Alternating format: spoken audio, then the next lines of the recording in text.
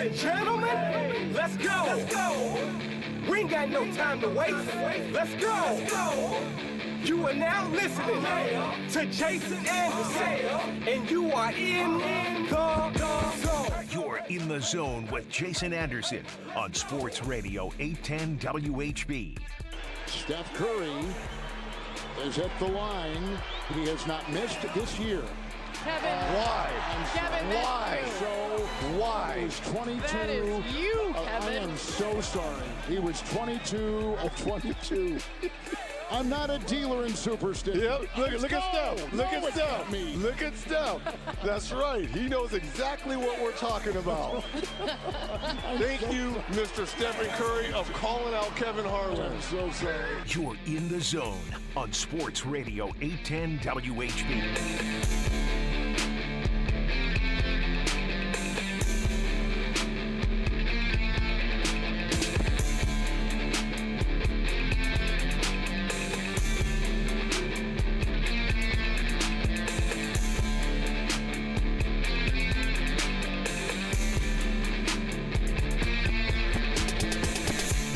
All right, a Wednesday edition of The Zone right here on Sports Radio 810 WHB. Jason Anderson with you, Josh Brisco, and Beards. We head up until 2 o'clock the next 4 hours. We've got you. A lot of fun today. We'll have talking some football. We'll get into some college basketball maybe, some ref controversy. I don't really know. Some books, some writing, some reading, some shot clock reviews, some Mick Shaffer, some Cynthia Frelund. We've got it all for you today over the next 4 hours or so.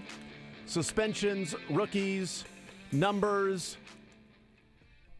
double-digit deficit numbers. We've got all of that today. Bart working overtime again. Woo! You plug in that Bart machine. You see my tweet right before the show? Oh, no. Did you get the tweet done ahead of this time? Go ahead and rock it with the 810 WHB Twitter account. I'm going to get that 810 retweet right now.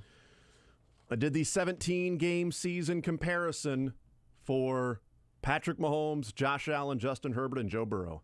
I spent yesterday doing all of the stuff I did for Patrick Mahomes. I did that for Allen, Herbert, and Burrow. I didn't tweet out their individual numbers of what they have. Like, Josh Allen has 8.9 games. Justin Herbert has 11 point something games, right? It's not all the same. So what I did was just simply take that, what it would be on a per game basis, and then use that over a full season, 17 games, so you can have a one-season comparison of what those four quarterbacks would look like, and then, of course, a rating attached to it. Rushing yards, rushing touchdowns, fumbles lost have to be a part of it, too, because if we're going to include rushing yards and rushing touchdowns, when you lose a fumble, that's a turnover as well. So just over a 17-game season, what the players do when their teams are down 10 or more points, just to compare what that would be in their careers. I didn't include record, which would have skewed a pretty decent margin because Patrick Mahomes is 13-9 in his career. Joe Burrow is 3-11, Josh Allen is 3-12, and Justin Herbert is 3-14. He's got 13 wins in 22 games. They have 9 wins in 36 games combined. And looking at yards and touchdowns and interceptions and quarterback rating and all of that sort of answers the question of, yeah, but other quarterbacks are going to be able to put up great numbers when they're losing because teams might be playing more of a prevent. Yep, you're right. Yards will be there because both Burrow and Herbert would throw for over 5,000 yards in a season. Justin Herbert almost 6,000 yards. I mean, and Joe Burrow about 5,500 yards. But Patrick Mahomes is over 7,000. Okay, so it's not just every quarterback's going to look like this. Joe Burrow, by the way, the second best of the four. Yeah, I don't know how I feel about this because that's not what I expected. It's not what I expected either. It doesn't confirm my priors, therefore I think you made a mistake. Josh Allen, the worst of the four. By a decent margin, by the way. For Joe Burrow, you should just list the stats for, I don't know, the best receiving core in football. Basically the same thing. By the way, you can thank the Chiefs for Joe Burrow's numbers being second to best. That's another good point. He was down double digits in both games. Yeah. So what Joe Burrow did What'd he do? In the 2 games against the Chiefs combined, from being down double digits, Okay. he put up 640 yards, 6 touchdowns, and 1 interception. No. So the problem is the Chiefs went up double digits in those games. But he was awesome. He was really good in those games. 6 touchdowns, 1 interception. He had 24-9 in every other game. So he had 18-8 in every 18 touchdowns and 8 interceptions in the other. What's his record? In the other 12 games that he played, trailing by double digits. The Chiefs alone, he had 6 touchdowns and 1 interception. Jason, I need you to respect this. Please do not try to make me think that Joe Burrow is actually very good. Because I really don't want to, is what I've decided. I just decided that actually I don't think he is that good. I think actually he's propped up by, great weapons around him. And if I have to confront that and consider that maybe my first read on him was not exactly correct, I'm not sure I'm ever going to recover. I'm not all that surprised that Joe Burrow's numbers are the second best because I believe as a pure passer, as somebody that just simply can throw the ball, get it to weapons, whether that's the case or not, because Mahomes has weapons too. So if we're going to count the Joe Burrow weapons, then we should include the fact that most of this by Patrick Mahomes was done with Tyreek Hill and Travis Kelce and et cetera, et cetera. But I was surprised at the quarterback rating difference and whether people believe quarterback rating, all of that stuff, how accurate is it? Well, it's a comparison tool that we've used for a long time. Trailing by 10 or more points, Patrick Mahomes' quarterback rating is 112.66. Joe Burrow's is 99.69. Justin Herbert's is 85.5. And Josh Allen's is 75.9. When their teams trail by 10 or more points, from that point forward, Patrick Mahomes has a 112.6. Josh Allen has a 75.9 quarterback rating.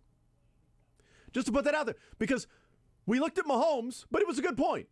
What do other quarterbacks look like? Because I was curious myself. So I spent my time yesterday doing that.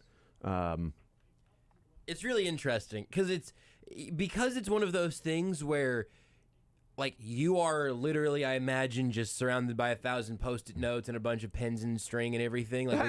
You're sifting through it all abacus? yourself. Yeah, you got an abacus out. It becomes fascinating because this is not a easily recreatable stat line.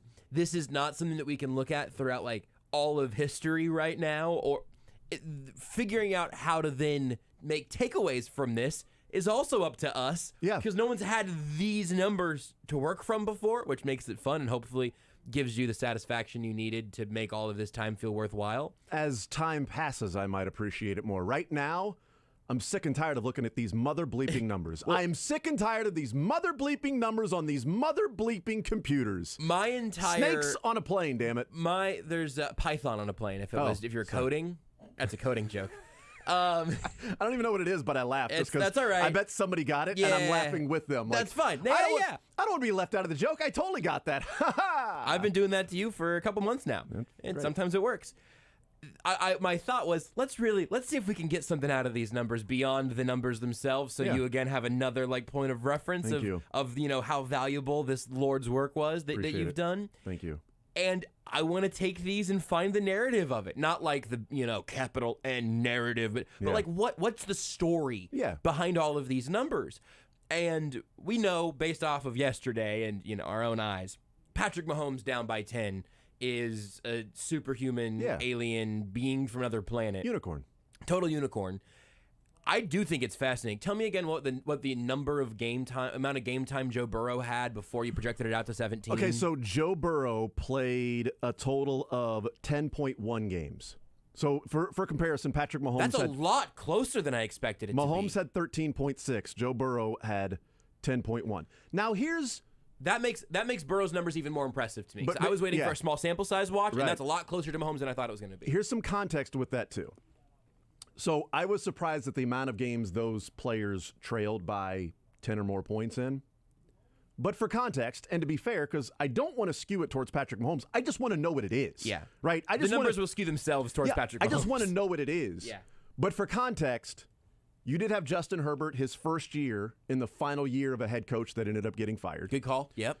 You had a bad Bengals team before they had Jamar Chase. You had a really bad Bengals team. That's true, Joe too. Burrow's You're first right. year. You're right. And Josh Allen took over a team that was still rebuilding early on. McDermott was getting used to being a head coach and all of that stuff. Mahomes came into the best situation, absolutely. Absolutely. So I think context matters from that standpoint, that Mahomes took over sort of a ready-made machine and then added a souped-up engine to it. Yeah. That's a good call. Where they went into a car that was like, hey, we don't even have, an alternator right now. Right. Like, we need to figure. So I think context matters from that standpoint. Definitely. And I think it matters from that standpoint in the wins and losses. Yes. Like, when I look at it and I say those three players are combined win-loss record of 3-6, 9, 26, 39, and 37, I think a lot of that is they started out playing in much worse situations than Patrick Mahomes did. And of those 9, several of them are against the Chiefs from that group, right? Well, You got see. at least 2 from the Bengals, like you already said. I imagine the Bills get... Were the Chiefs ever up 10 on Buffalo? I don't know. No, so here are the Josh Allen trailing by 10. The wins or just the games Just overall? the wins. So the Josh Allen wins trailing by 10. He was 0-4 his rookie year in 2018. Right.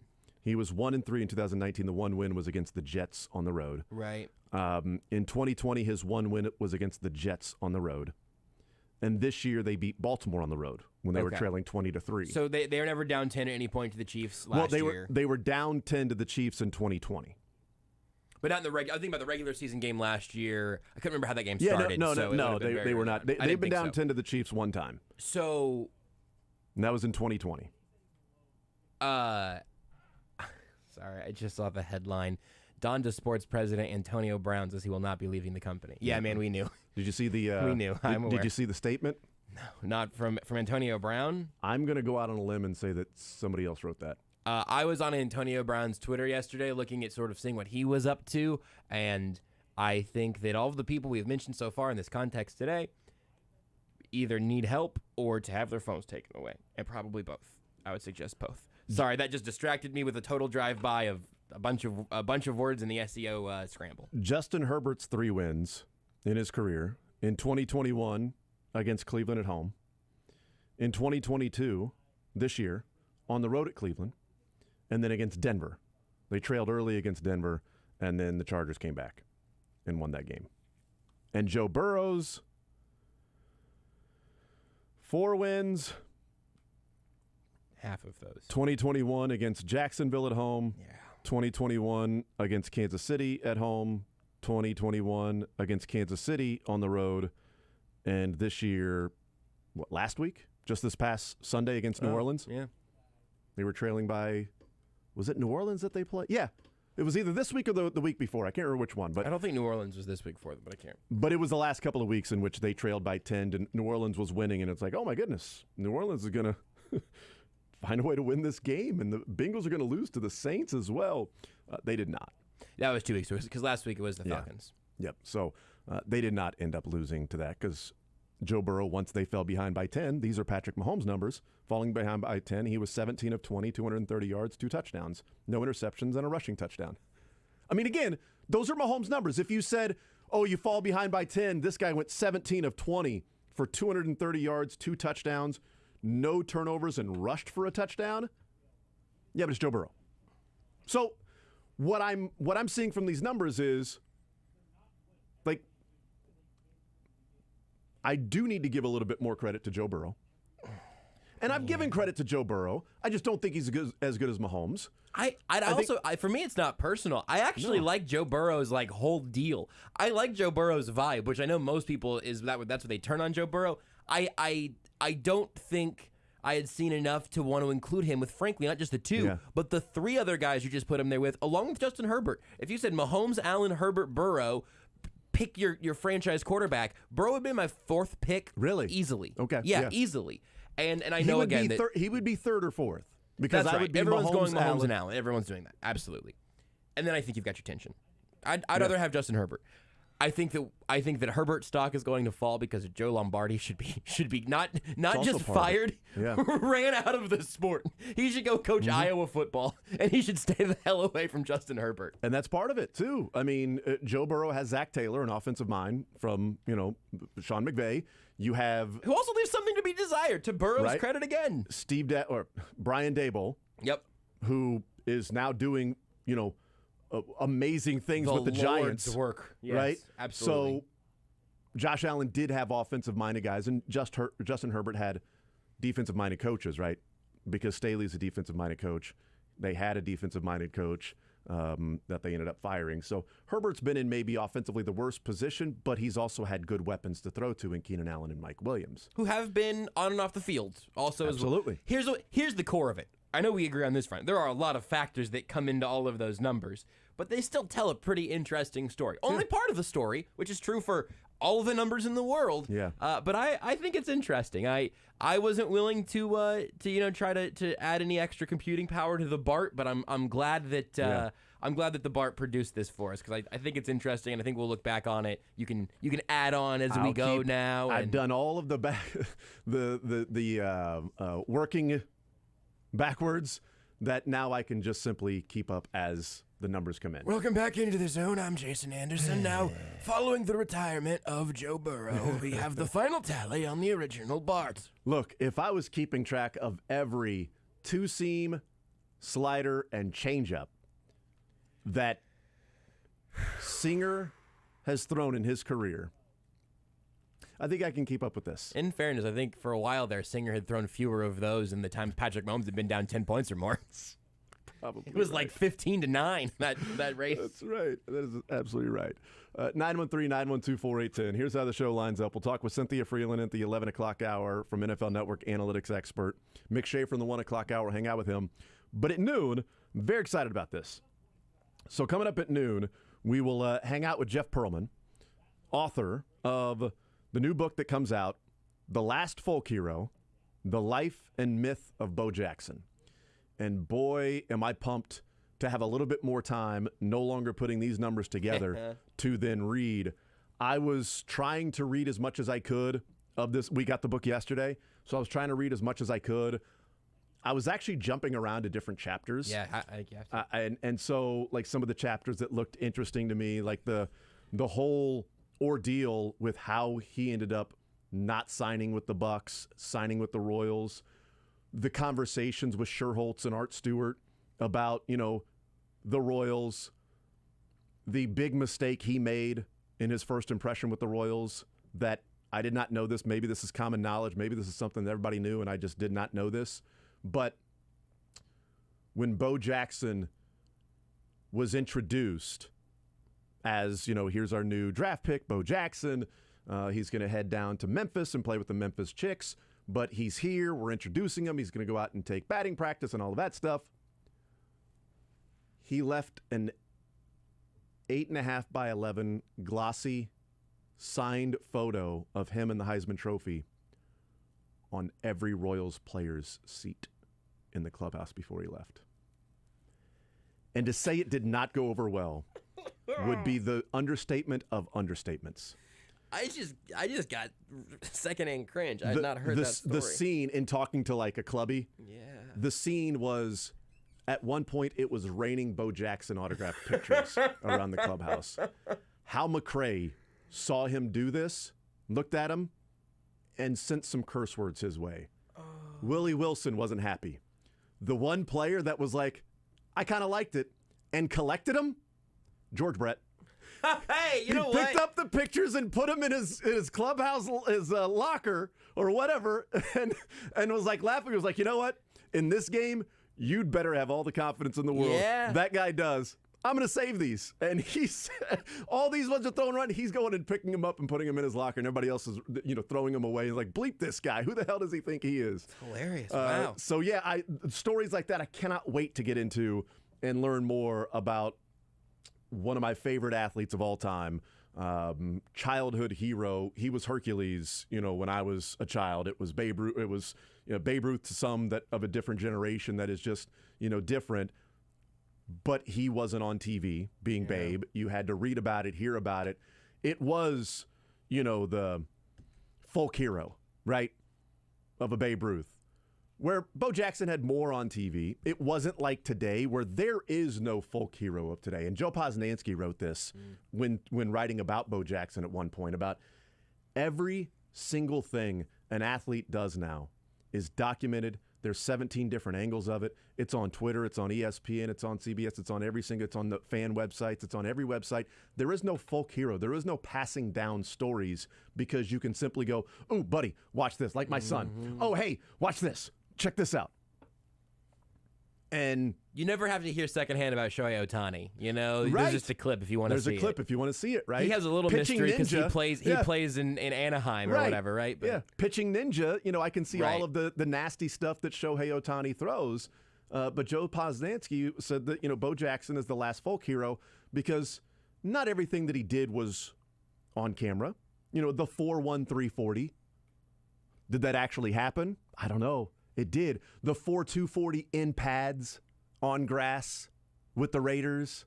Did that happen? I don't know. And so all these, like the batting practice, his first batting practice when Buck O'Neil said, "Wait a minute, I know that sound." Yeah. That wasn't on video. You just have to hear what other people were telling you about that. Batting practice now, like if something crazy happens, there's probably some cameras out there, be like, "Look where he put this ball. Unbelievable what he did there. Hear the sound of this crack of the bat." So it's an interesting concept to write a book about of, is he the last folk hero?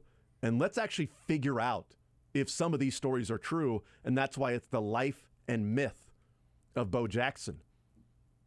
What stories actually happened and what stories were played up over the years, passed down to generations of, "Oh, no, Bo Jackson leapt over a Volkswagen standing still.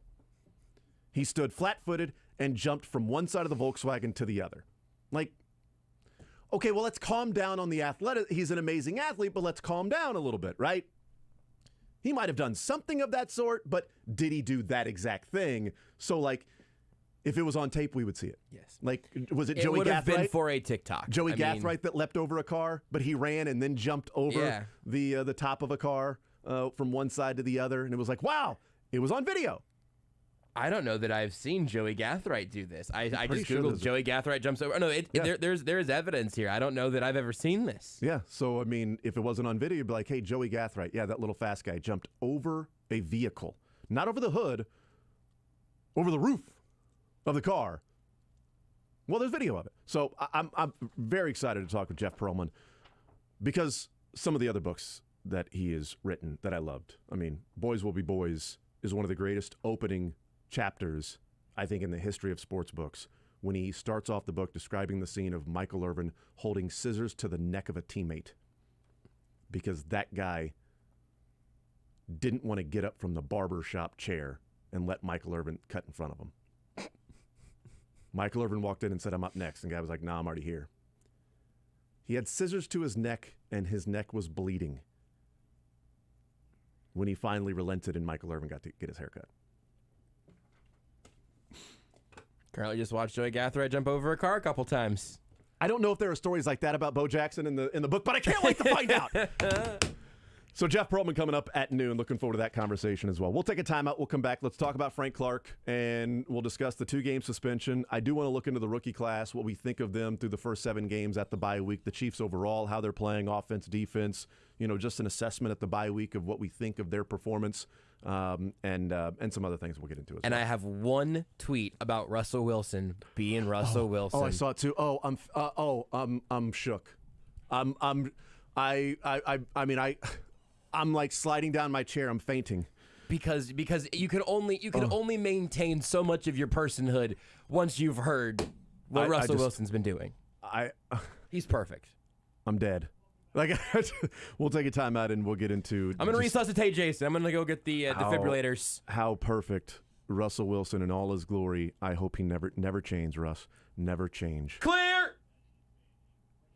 Want to see more of The Zone? Watch the show live on the Sports Radio 810 WHB Facebook, Twitter, YouTube, and Twitch.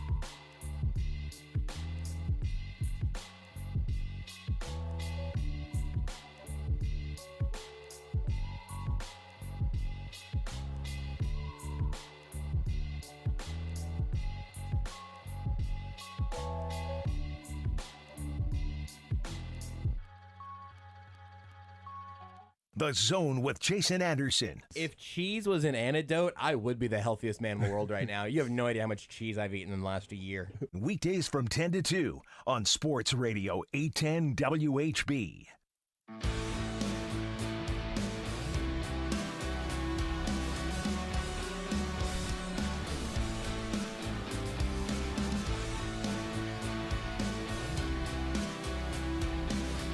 So, a lot of things I want to get into. Like, we need to talk about Frank Clark. We do. That news people already know, okay? It won't affect the Chiefs for a couple of, weeks. Tennessee, and then Jacksonville? Jacksonville, he'll be back for the Chargers. Okay. So we'll talk about that. But I think the more pressing conversation is courtesy of Zach Stevens, who is the beat reporter for the Denver Broncos. DNVR. DNVR Sports, the DNVR.com, Pro Football Writer of America. Member. Not a parody account, basically, is the point. It's got 38,000 followers. Can't believe it's not Barry. So Zach Stevens tweets in one of the greatest tweets that has ever been put on Twitter. And he writes, Russell Wilson worked out and stretched for 4 of the 8 hours on the flight from Denver to London. He said he was doing high knees in the aisle when the rest of the guys were asleep. I mean, I'm shook. I'm just like, my knees are weak. I'm fainting. I'm like the in church when something bad happens and the older, oh! Yes. And the hand goes up over the forehead and you just fall backwards. Why, I've never. Well, I do declare. Oh, my goodness. I have never seen a quarterback so corny. Oh, my goodness. How could this happen? Oh, Mr. Beauregard. Oh, bless your heart. Oh, bless your heart, little man. Oh, child.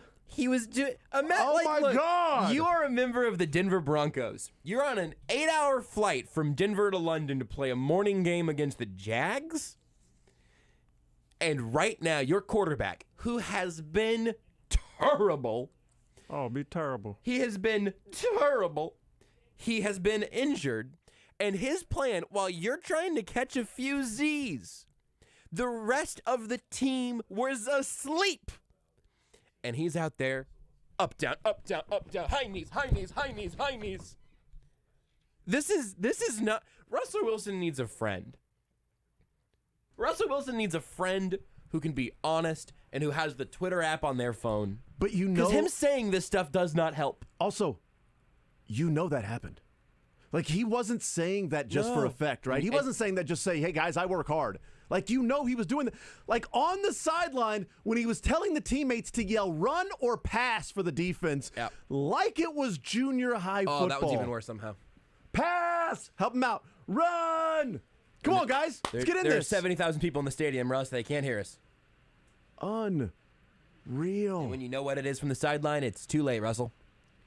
I'm stretching during the rest of the show now. At least 2 to 4 hours. Can you do high knees? Can you do butt kicks? I'm afraid to do high knees for too much of the show because being out of breath is not a hard thing for me to accomplish. That's a good point. And that's a quick line for it. But, I saw some recent videos about stretching your hamstrings in different ways to become a little more flexible with time. Can we have somebody from the stretch zone come on in here? Can Nate give us some tips? Yeah, we should do that. I think that'd be fun. Just somebody, like you see, like on the side, what was it? Justin Fields on Monday night was being stretched by one of the trainers while he was looking through, his whatever MacBook or whatever thing, whatever it was, the tablet, and so it's sort of like that. We can have our legs stretched out by members from the stretch zone while we're doing the show, just to see what it's like to be Russell Wilson. And I'm not a professional athlete. What? I know.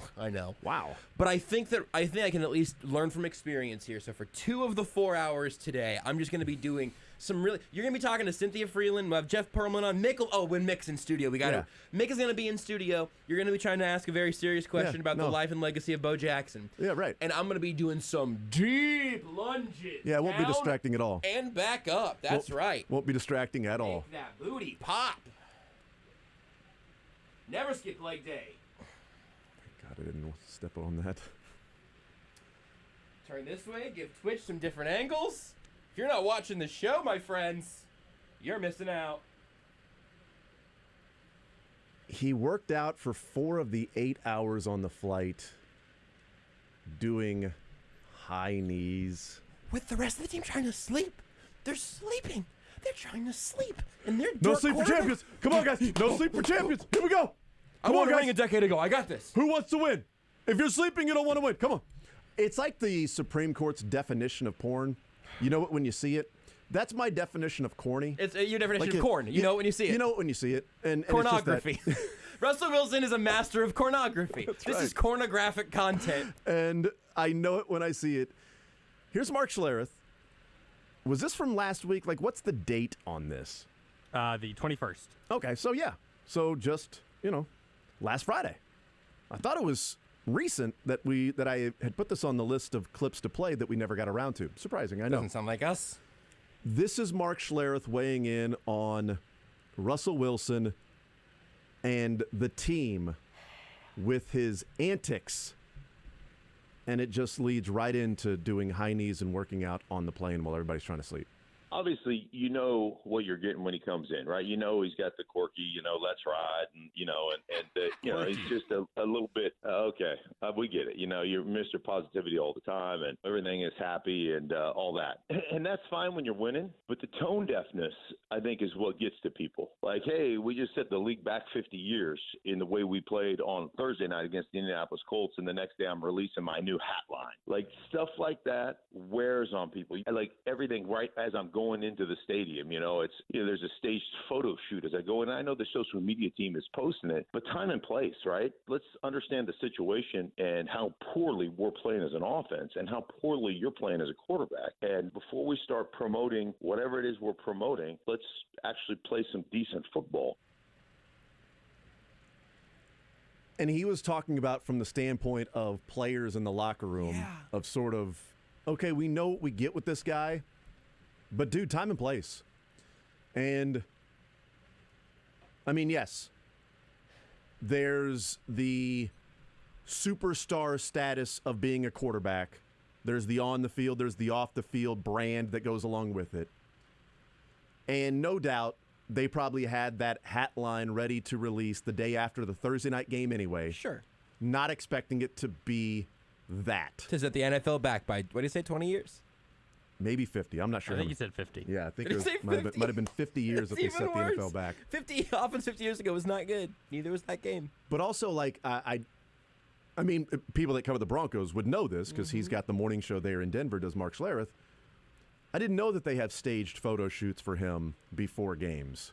I wonder if brand. I'm wondering about how much of it's the brand stuff and how much of it, like Schlereth says there, social media team's going to get you walking in your outfit. That's what that's their job, is to make content out of all of that. But like you mentioned, that's Schlereth talking about what players are seeing. Mm-hmm. Players know the social media team's there with their phones out. There's nothing, that is not a stubbed toe. It is all this other stuff. It's all the corniness. It's the tone deafness. The whole team has a feel for how badly they're struggling. I don't know why Travis Kelce came to mind. It might be because we have a cutout of him and Patrick Mahomes in the studio. Again, watch on video if you want. But Travis Kelce is like pretty famously in front of a camera. He likes to be Travis Kelce. Like he there's a brand to him. All of that, right?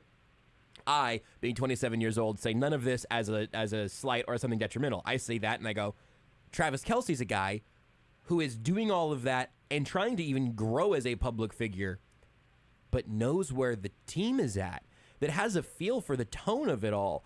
From, rookie year Travis Kelce, I'm sure catching Kelce still gets jokes now because there's a process of figuring that out of when am I putting myself out there and where is my team with me on this? If there is one single person in the Chiefs locker room who thinks that Travis Kelce is like too much, I'd be stunned. I'd fall out of my chair again because everybody there knows those guys. Russell Wilson just got there, and it just feels like he's bobbled the whole thing. And I think people, just in general, once you hit a certain age, you know what's genuine, and you know what's sort of prepackaged. Yeah. Of, Kelce's genuine. And people are attracted to him. It's real. His personality is who he is. That's a great point. He's a guy that probably his whole life he's been cool. He's been one of the cool kids that it's just like some people have it. And he's definitely been loud his whole life. That's right. That's some. Hey, that some one, people cool, maybe not. Loud your whole life? I got you on that one, Travis. We've been there. Some people just have it, and I can speak for being a part of the group that always saw other people being cool. Some people just have it, and you're like, oh man, that guy's cool, man. He's got that car. That car's tough. He's got that tough car too. But Kelsey seems pretty genuine. Yeah. Like, and different antics that some people may do on the field. Like, trying to think of so Tyreek Hill, let's say with the peace sign. So he's got the gloves with the peace. That was natural. That was organic. Right. Exactly. Like, he didn't do that to then say, I'm going to do this so I can improve my brand and maybe make money off this. It was just, I'm faster than you. Here's the peace sign. I'm gone. Right? It was just who he was. Yep. It was just genuine, and it happened organically. There doesn't seem to be a whole lot of something that happens organically that's not prepackaged or planned out, or just fake. It smells phony. Yeah, it feels fake. I think the Tyreek Hill one's a really good point. I'm making another podcast also because we talked about the Kelseys briefly on Tyreek Hill. I don't know that podcast ever did much good for him in terms of, at least around here, certainly, and the topics they covered and how they talked about all of that. But at no point did I ever think that Tyreek Hill was like doing a character, maybe playing it up a little bit. But at the very least, that's Tyreek Hill and a friend of his and Drew Rosenhaus. You can criticize things for a whole variety of ways, but whenever you see straight through something and the wizard doesn't know you've seen through the curtain, that just feels like it's gotta be crumbling in your hands. We'll take a timeout. We'll come back. I do want to talk about Frank Clark. We'll do that next. Follow the show on Twitter at J810Anderson, at JB Briscoe, at Beards McFly, and at Sports Radio 810.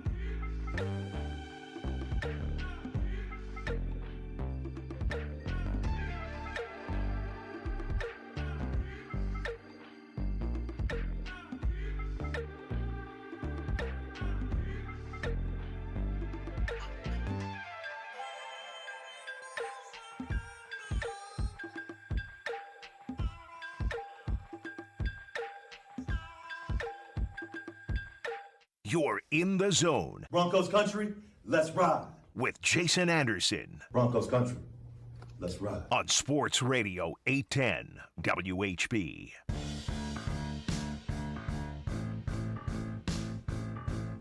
We'll talk with Cynthia Frelund coming up at 11 o'clock. NFL Network analytics expert Jeff Pearlman will be our guest at noon. The book, The Last Folk Hero, The Life and Myth of Bo Jackson. He wrote that. We'll talk to him about that book and some other things as well. Mick Shaffer, 1 o'clock, and Shot Clock Reviews we'll get into today. All right, so Frank Clark has been suspended 2 games. It's not a surprise because when the Willie Gay news came down, one of the first things we talked about after discussing Willie Gay, the games he would miss, did the Chiefs know about this? Were they prepared? All that stuff. Who's going to step in? Is it Darius Harris? We were looking at it and saying, well, what's the deal with Frank Clark? Because we started looking at the dates for Frank Clark. Here's what this happened with Frank Clark. Here's when this was figured out. Just wondering what the details would be. So it's not a surprise at all. In fact, I believe we both said that there's an expectation that, there probably is going to be whether a game or 2 or 3. I don't even know what the suspension might be. But I think you count on a suspension from Frank Clark at some point this year. So it's going to happen against Tennessee, and it's going to happen against Jacksonville. Could be worse. Yeah. Could be worse games to go up against. I mean, he could have been out, the same time that Willie Gay was out. Yeah. Did they stagger them on purpose? I don't know. The worst take I saw on Twitter was that this is the NFL having it out for the Chiefs. Listen here. There's a lot of room to criticize the NFL, and also specifically on this one, I have my questions. But the timing of this is just fine. First of all, it's just Frank Clark, so that's they're gonna work around him being on and off the field at some point or another. It's fine. They'll probably be fine with that thinner rotation. Mike Dana coming back. We can talk more about what they can do without him in a minute. But the Titans are a good football team in prime time, and you need to bother Trevor Lawrence. But it's 2 AFC South matchups. He's going to be back in time for Justin Herbert and the Chargers. Okay. This is an okay time. And you know what would have really made life difficult?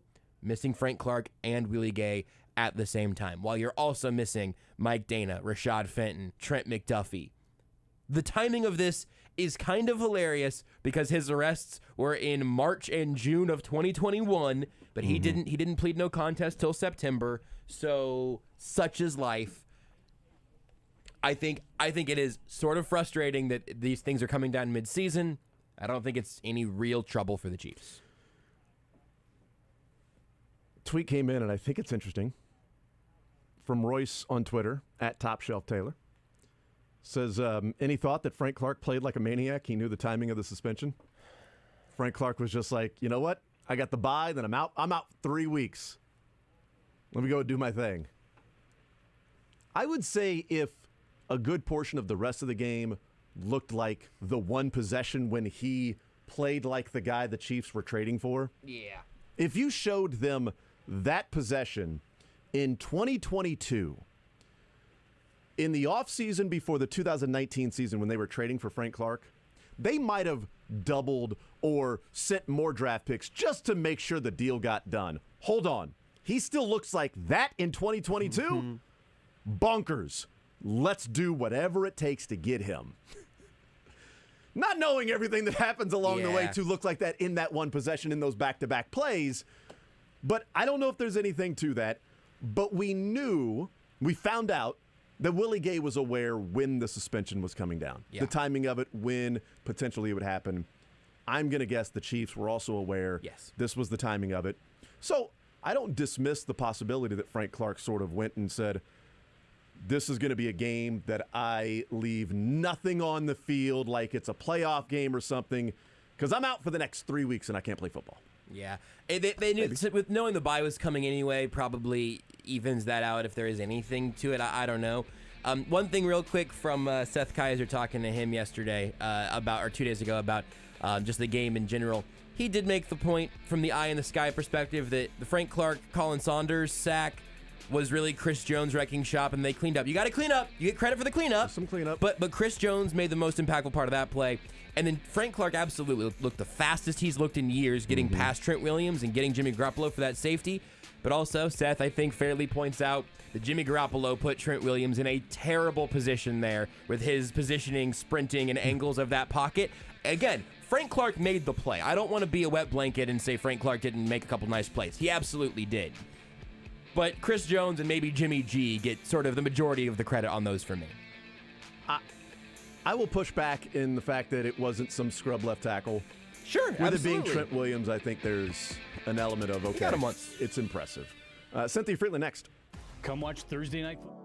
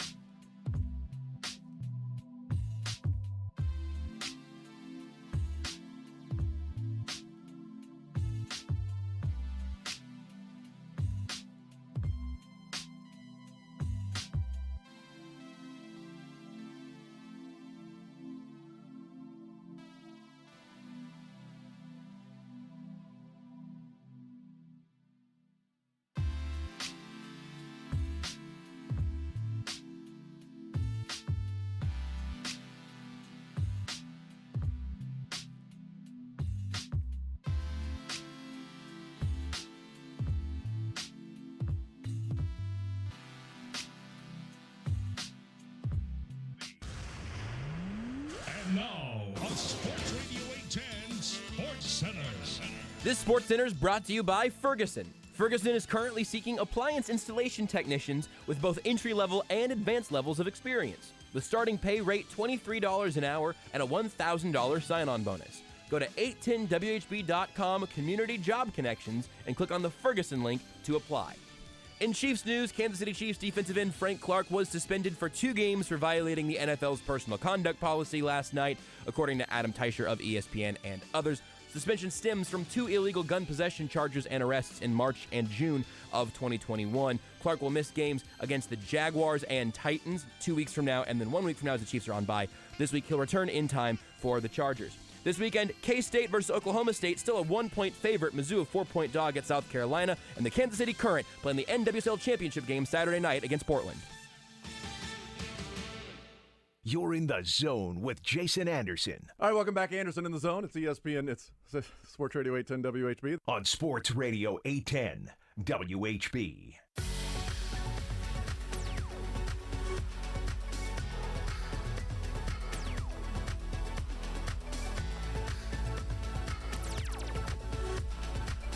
All right, we continue right here on Sports Radio 810 WHB. Jason Anderson with you, Josh Brisco, Beards. We'll talk with Jeff Pearlman coming up at noon. The book that is out about Bo Jackson, the last folk hero, the life and myth of Bo Jackson. He was Hercules to me growing up, playing for the Royals and the Raiders, and just the overall amazing athlete that he was. So looking forward to getting a longer opportunity of reading, just doing a little bit last night, getting the book yesterday, and looking forward to that conversation with Jeff Pearlman. Right now, talking with our NFL Network analytics expert, Cynthia Frelund from NFL Network. Cynthia, how are you, ma'am? I'm great, thank you. How are you? I am doing just fine. Just so you are aware, Josh is sitting across from me. Not anymore. He is stretching and doing some high knees while we talk. Yeah, Cynthia, first question for you. How would the gravitational change of an airplane impact high knees? Would it become easier or more difficult? I mean, I would imagine it would become easier, right? Like, it depends, though. I mean, we're really interesting. It's a good question. I think a little easier, though. Thank you. Yeah. Well, you know what? He's a guy. Harder on your heart. That's probably right. Good point. And you know what? It's a pressurized cabin. He's trying to deal with more pressure in the pocket. Also harder on your teammates, I'm sure. That is exactly right. Yeah. So, yeah, we've been having a little bit of fun with Russell Wilson and his 8-hour flight to London, spending 4 of that working out in between the aisles, down the aisles, and stretching and doing some of those things while his teammates slept. So, you know, that is on brand. If nothing else, it is on brand for Russell Wilson. I'm out of breath. Cynthia, see, he's not. That's the thing. Maybe you should do more working out while you're flying. No, that's true. Instead of just sleeping like everybody else. Cynthia Frelund is our guest. All right, so let's start with the Chiefs and the 49ers before we get maybe an overall assessment of what you think of this team. But in that game against the 49ers, shocker, they fall behind by double digits to the Chiefs. Shocker, they find a way to win. Patrick Mahomes plays really well. So what did you see? What did you learn? What did you take away from the Chiefs and 49ers game? You know, the funny part about that game was, and funny, like, you know, whatever. I think that, you know, all the buzz around Christian McCaffrey and, like, how's he going to change? And, you know, we had heard prior to the game starting that there were some red zone and goal line packages for Christian McCaffrey. It, like, doesn't seem like he was used in the red area, like, at all. So I love when Kyle Shanahan tells us little fibs. Like, he's really good at that. But we aren't owed it, so it's not doing anything wrong. It's just funny, right? So I think that I guess my point is like, you know, the resilience of the Chiefs, both on offense and on defense, to adapt to a situation where, you know, all of those rumors and rumblings, and Christian McCaffrey is a great player, taking nothing away from him, but it didn't seem to even faze the Chiefs a little bit. Like, sure, okay, the game didn't start off how they expected. There's a lot of uncertainty, whatever, but at the end of the day, like, look at the end of that game. Like, you know, these are really good signs of a team that can adapt and adjust and really just make the most of the situation. Like, oh, this is what this is? Got it. We may have planned for something completely different all week. This is what you're doing? No problem. Like, no big deal at all. Yeah, they fall behind 10-0, and they go on a 44-13 run against the 49ers. And it's, you know, the best defense in the NFL. It's been a couple of weeks where the Chiefs have gone up against one of the best defenses in the NFL in Buffalo, and then followed up with San Francisco, and to throw in earlier this year against the Bucs when they put up, you know, 40-plus points against Tampa Bay as well. that, this is an offense that, we wondered what it would look like, and it feels like it has been – it almost feels like, Cynthia, from afar that, okay, is there an inconsistency to it? How they played against the Colts, how they played at different points against the Chargers, how they played at different points when they were trailing against the Raiders. In Buffalo, they score, only 20 points in that game. Yet when we look at it in its totality, that they're number one in scoring this year, EPA, DVOA, Mahomes numbers, all of these things still spit out and compute that, oh, by the way, they've got one of, if not the best offenses in the NFL.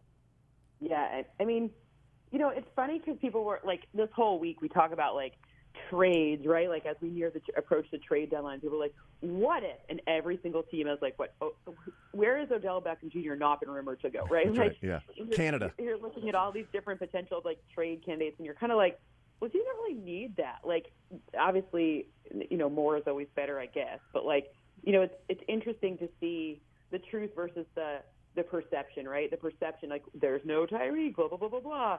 But now you see, like, I was actually kind of most impressed in this game. Like, obviously, McCole Hardman got in the end zone 3 times, but we know what McCole is. But now you've seen Juju Smith-Schuster be super effective and efficient for multiple games in a row. Maybe it doesn't always culminate in 3 touchdowns, but I think what we talked about ahead of the season is coming to fruition, meaning that the overall pass-catching capabilities, and I say that to include Travis Kelce, is a bigger number and more impactful than it was last season, despite individual personnel not having as high of an individual rating as when Tyreek Hill was there.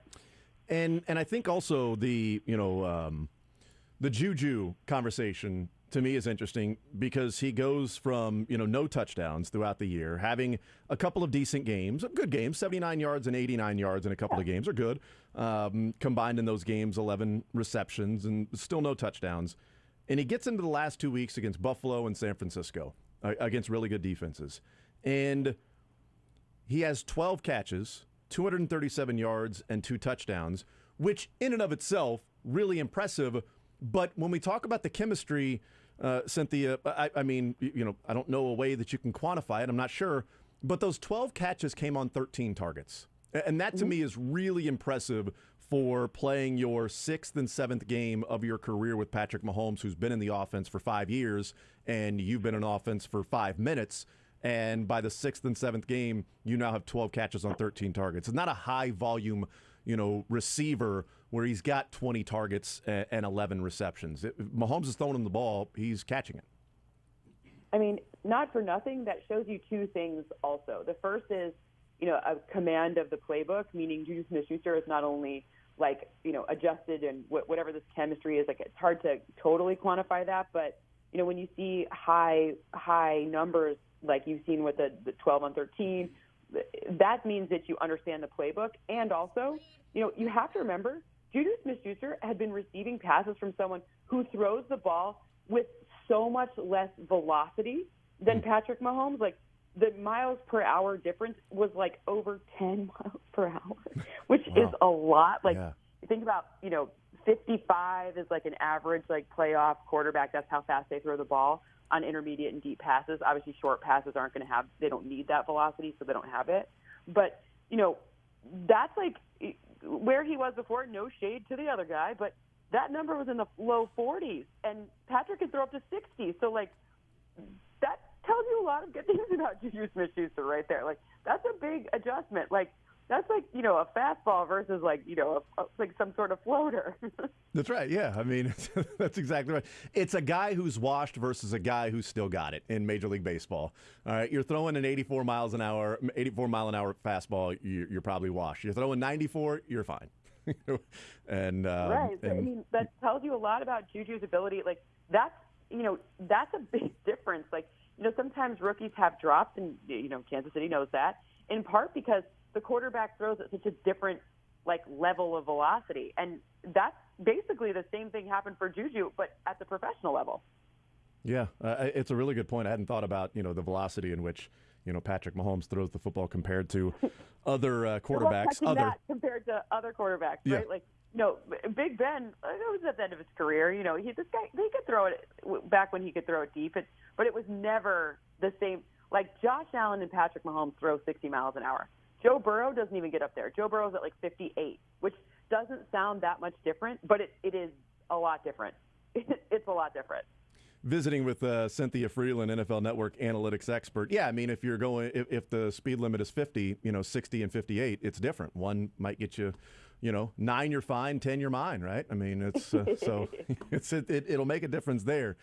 To add to the juju part of it, Marquez Valdes-Scantling also 3 receptions, 111 yards, again on 4 targets, and the 4 targets to have 111 yards and 37 yards per catch. I wonder how rare it would be for someone whose yards per catch and even air yards, throw those in there as well, that you would have 75% catch rate when the ball is thrown that far down the field to Marquez Valdes-Scantling, even if it's just 4 times. Like, that to me is also an element of, all right, they're figuring it out. And even Patrick Mahomes, Cynthia said after the game that he had missed Valdes-Scantling in the Indianapolis Colts game and overthrew him and said, well, it's not going to happen again. So that 57-yarder, he laid it out there a little bit more, put some more air underneath it, and let Valdes-Scantling run underneath it and catch the ball.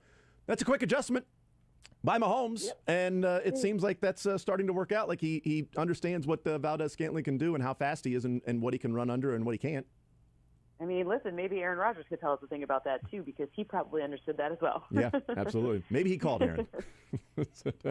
How much air are you putting underneath this with Valdes-Scantling? So, I mean, just those two, like 10 of 12, 10 catches on 12, targets. Because that was a big question about what this offense would look like without Tyreek Hill. How quickly can those guys get on the same page? And whether it's working out down in Dallas or playing video games together, which is what Juju Smith-Schuster said.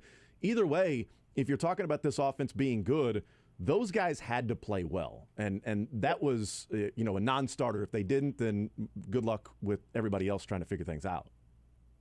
I mean, and look, I'm not taking anything away from Tyreek Hill, but sometimes the marginal difference of speed, it's not sustainable over long periods of time. If you took Jalen Waddle out of the offense with Tyreek Hill, his speed would be less effective and efficient. The two of them together makes that offense go. So it's taking nothing away from Tyreek Hill. But the difference in that step, if you have, if you have separation, if you can get a bit more separation, it really minimizes the effect of someone's speed being different. It's not like these other guys are slow, right? Like they're not that slow. So it's really about separation, scheme, and getting people open in space and taking advantage of, any seam that the defense is going to give you, any space that the defense is going to give you. I think it's very safe to assume Patrick Mahomes knows how to exploit that. Visiting with Cynthia Frelund, NFL Network analytics expert. Part of it, too, going back to this offseason in the summer when we were talking about, not necessarily you and I, but just in general conversations about who's going to win the West. Is it going to be the Chargers, the Broncos, the Raiders, the Chiefs? And one of the things that maybe didn't get talked about enough, I think even on this show, is just the mismatch at coaching from, Andy Reid, Brandon Staley, Hackett, and even Josh McDaniels. And I bring that up because the element of coaching, and then also you got to go out and execute. When Nick Bosa after the game says how mentally exhausted he was for all the different things they were doing to him and chipping and letting him free rush and going around him and him not knowing where the ball was, and he's, Jerick McKinnon looks like he's going to chip him, and then it's a screen for 30 yards on, 3rd and 20. That's a game plan to attack one of the best players in the NFL and really make it look like he was just a guy, even though, he's not just a guy, Cynthia, because they game planned around how to attack him. Correct. The interesting part about when you have, when we're looking at ahead of the season and talking about how the AFC West might be the most the difficult division in football, you're right. I feel like a lot of the narrative was around only the pieces on the field, and the Chargers got a lot of love because they made a lot of acquisitions, and when you trade away Tyreek Hill, people get worried. I'm going to go on record you can check the receipts. I most certainly had the Chiefs winning the division, and I did talk about Andy Reid because nationally, we always talk about that stuff. But you're totally right when it comes to the grind of the season, it is week 7 last week, and you had just come off of a grueling game with the Bills. Often these next game up with all of the mental games around Christian McCaffrey being added, like that can be a horrible distraction, and it can also be like a trap game or whatever you want to call it, like coming off a Bills letdown. Can you stay focused, et cetera? You know that the bye week is coming in the next week. Like that is kind of more where I even see it, because we talk about Andy Reid coming off a bye, blah, blah, blah, blah, blah. But this was more a testament to the whole thing working together. Like not only do you have the right coach and the right fit, but also the players to make sure that that message is actually being enacted in the locker room.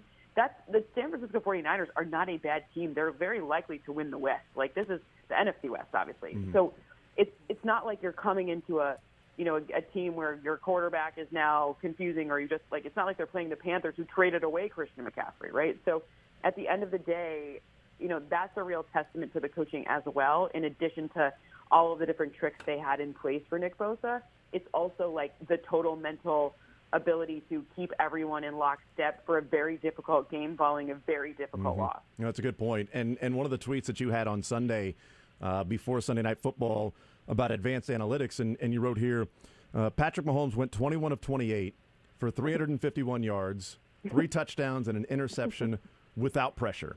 His first game this season with 300-plus such yards, he completed this, and this is another added element to this, which I thought was just great. He completed 3 passes apiece on 7 different route types: hitch, go, slant, screen, flat, out, and cross. 3 passes apiece on all of those different types of routes. And all of that, there is impressive. One of the things that immediately popped into my mind was, wow, he had 28 attempts without pressure in a game against the 49ers. First of all, the fact, I'm glad you picked up that part, because tweets are only so many characters. That's right. So, really huge credit to the scheme and the O-line play and the running backs awareness, et cetera. The whole thing works together to keep him from pressure. And then being able, completing that many, ridiculous. So you're right, the lack of pressure is interesting, but also it worked with getting receivers open too, right? It's not like all of those were tight window passes. There was some separation there, and that just is all a testament to how the scheme was working together. And again, going back to coming off that Bills loss, it's like, well, let's shake this one off and go out there and do something against a very staunch defense. Like you nullified, you muted Nick Bosa, total mute. We talked about earlier this week, Cynthia, and it's an element of when you say the Chiefs are facing more man coverage, which is something we've seen this year than they did a year ago. So, okay, that's no Tyreek Hill. They're facing man coverage because are the wide receivers good enough to beat man? Are they good enough to gain separation themselves? And if the Chiefs offense was struggling, especially the Colts game, right? Well, nobody was open, which I disagree with watching the All-22. Mahomes had a number of receivers to throw to. He just didn't have a whole lot of time. Against the Raiders, we hear Mahomes, after the game is over, say that the challenge to the offensive line was, guys, they're playing man. Give me some time and we're going to tear this defense up. All right, we are going to score. Give me some time. Against the 49ers, guys, they're playing man. Give me some time and we're going to put points on the board.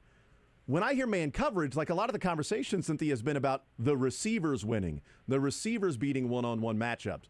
But twice now we've heard Patrick Mahomes say, they're playing man. You guys protect me, we're good. And maybe that's a combination, but it almost seems like Patrick Mahomes is saying, yeah, we beat man by protecting with the offensive line, maybe even more than this wide receiver winning his specific matchup. Exactly. But also, the interesting part about Kyle Shanahan and this defense and DeMeco Ryans and what he's been, it's a good defense. Let's be very clear. They've been able to disguise man and zone looks pretty well. And the problem is who doesn't get tricked anymore? Patrick Mahomes. You can even put those 2 safety shells there. It doesn't matter. They figured it out. So, there's always times when, someone gets the chest move here and then there's a response, okay, and then here. It's that wasn't going to work. And then clearly it didn't. Mm-hmm. So it's kind of all of it, right? It's not even just man. It's also the fake leverages on man. Oh, this is really zone. Oh, okay, good. This is a hybrid. We're playing quarters, all these different ways of playing defense. And they're really smart defense.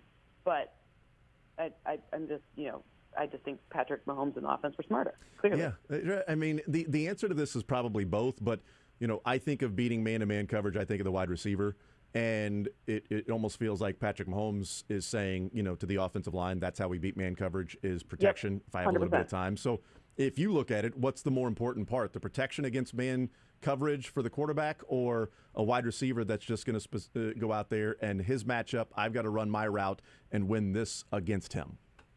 I mean, let's be honest, it's both. Yeah. But I think it's kind of reliability between the two. There's a balance point because you don't want, if you're going to give someone 3 seconds, 4 seconds in the pocket, sometimes that gives a defender a chance to go back and find his man, right? So it's really about the flow and the rhythm and figuring out how fast can I get through my progressions? Where am I going with it so I can find the most open target, or is it just going to work right off the bat? Because quick passes this season, it's interesting. Some things that quick passes have stopped being as effective. So they always work to some degree, but it's not you got to get first downs, right? So now it's just buy me a little more time so I can throw the intermediate pass, and then that's where you've seen those receivers getting just open enough and just enough separation with just enough time. Because again, it's not great. Sometimes it's not great to have a truly extended drop back because those don't. It just gives the defender some more time as well. It's not the more time you can give, it's that someone's going to completely uncover. No, it's an interesting point. It's now 3 weeks in a row to where I've moved more in favor of the offensive line, and maybe I'm just wrong. Maybe it's just anecdotal the last 3 weeks. But against the Raiders, Patrick Mahomes saying that against the offensive line, they're playing man, give me time. We're gonna be able to score points. And then against the Bills, one of the things we noted and talked about was complaining and frustration and worry about the lack of sacks and pressure that was there consistently against Josh Allen. And the final touchdown pass was Josh Allen that had 5 seconds to throw in the pocket. And even when he threw it, he wasn't being pressured, so he kind of had all day. And you had Dawson Knox who was covered. And Justin Reed did a really good job of covering. But with that much time and sitting in the pocket, Josh Allen put it in the exact right spot that it had to be to where Dawson Knox can catch it, get the feet down. Justin Reed can't get there and adjust to it. And so with the protection, eventually Josh Allen found somebody that he could put the ball in accurately and score the touchdown. And I feel like top-level NFL quarterbacks, what Josh Allen is, that if you give them enough time, they'll find the crease. And certainly Patrick Mahomes, they'll find the crease. So even if Juju doesn't win by 3 or 4 yards, give Mahomes enough time, he'll find the crease to fit it in there and be able to complete that pass. And it's they just beat man. Well, was it because the receiver? Well, he had to run, but the offensive line protected, and you've got one of the best quarterbacks in the league in the pocket, Josh Allen, Patrick Mahomes. Yep. I mean, I would look, I did my entire master's thesis on offensive line, so I for sure will tell you O-line. As one does. Yeah. So, I mean, listen, so I will tell you, I measured the big boys' booties for 2 years. So, it's and ankles and knees and lower back. So, it's a very, very, very, very fundamental point in the game. And to me, I overestimate it because of that. But I've found so many correlations between smart O-lines and good O-lines and the ability for, quarterbacks to have more success. But like I said, you go past certain amount of drop back time, then the receivers get covered up again. So it's true, but it's also okay, you got to also have the other guys. They all have to work in harmony. And by the way, this season, one trend, it hasn't really affected the Chiefs that much, but just in general, is O-lines are having a hard time with twists. So defensive players, if you watch when Aaron Rodgers got smoked by the Jets, there was all twists. His O-line couldn't pick them up. So younger O-lines, it seems like kids coming out of college, they're having a harder time understanding and beating that. So just an overall trend, just because the Chiefs are off this week. So when you're watching other teams, that's something to watch for. Is there a connection with size of the booty to ability? Is there a booty to ability ratio? If you can keep that big booty down, if you are a big boy, if you're very tall and you can keep your booty down low, then you are far more successful. Okay. That is so it's I started my whole thing because Russ Grimm, who's a very prolific O-lineman himself and O-line coach, told me there's nothing I could ever measure that would be useful to him. So we talked about waist benders. I was trying to quantify waist benders, and we figured out how to figure out waist, so those the big guy. So if you're above a certain height, and there is kind of a prototype, there's a range. It's not one specific height, but there's a range. And as long as you fall in that range, then and you can keep your butt down, then you tend to be more successful. There's some ankle flexion in there and lower back flexion as well, but you tend to be able to provide enough coverage for your quarterback if you're like that. And the funny part is, well, not funny, but the cool part is that the first 10 split of your 40, when you run the 40, if you could, they start in that low position. If you can keep your booty down for that first 10 split, good chances are you are not a waist bender then. So there's one little flag that can kind of help guide to see if someone's going to do better at the pro level. Interesting. So now I'll pay more attention to that at the combine when they're in their tights, so I can get a better look at the booty. Listen, everybody looks forward to the lineman running their 40. Yes. You know, that's really what everyone's there for. Absolutely, yeah. I mean, now I know why they wear tights, is so you can get a good look at the booty. Also, I'm going to be honest, it does help. It does help with computer vision, because measuring the first 10 split to see if they stand up, like being able to really sit down in it is a big deal, is a huge deal. That's an interesting. So now pay attention to offensive linemen that have a high butt. Not really bending or anything, but just when they're walking, it's like, well, he's tall, he's big, but he's got a high butt. But his butt's at his shoulder blades. Yeah. So well, I mean, does height of keep butt? It low, though. Okay. All right. It doesn't matter. Like the Bills' right tackle, his name is Spencer Brown. He's out of range tall. He's like 6'7". This guy. He got hurt during the Chiefs game. He hurt his foot, but he's an interesting one, because he can actually keep his booty lower than many people who are like 4 inches shorter than him, which is wild. Wow. And he was a lower round draft pick. He's from Iowa, whatever the whole thing. Like, very interesting pick. But he was a later round pick because people didn't know him and whatever. But he's a starting right tackle for the Bills now, and he has done a good job keeping his booty down. Well, you know what? And the Bills, if they've got a booty expert on their squad and they draft that guy late because of the height of his booty and he's working out, I mean, I think we might be onto something here. More like booty control. Listen, there's nothing like a little pre-lunch bum talk, That's exactly right. Cynthia Frelund is our guest, and boy, are we happy for that, joining us here in the zone. So I meant to bring this up earlier, but we had fun with the booty. I wanted to get your thoughts on, I put together the stats of Patrick Mahomes. We know the record that he's 13-9 in games where he's trailing by 10 or more points. But I wanted to look and see, like, okay, what does he do in those games from the second his team is trailing to then what does he do the rest of the way? Is there a correlation to he's playing well and that's why they end up doing that? And what I found out is if you take the 22 games that he's played and you only include the time of play from when he's down by 10. So if, 6 minutes into the game, the Chiefs are down 10-0, then I've got 54 minutes of game time for Patrick Mahomes. And so using all of that, I came up with, in the 22 games that he played, there are 13.6 actual full games, if that makes sense. So 13.6 games.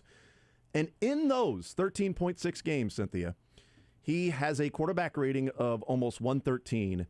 He has thrown for 5,670 yards, 53 touchdowns, and 11 interceptions in 13.6 games. That's over 7,000 yards passing and 66 touchdowns if you make that into a 17-game season.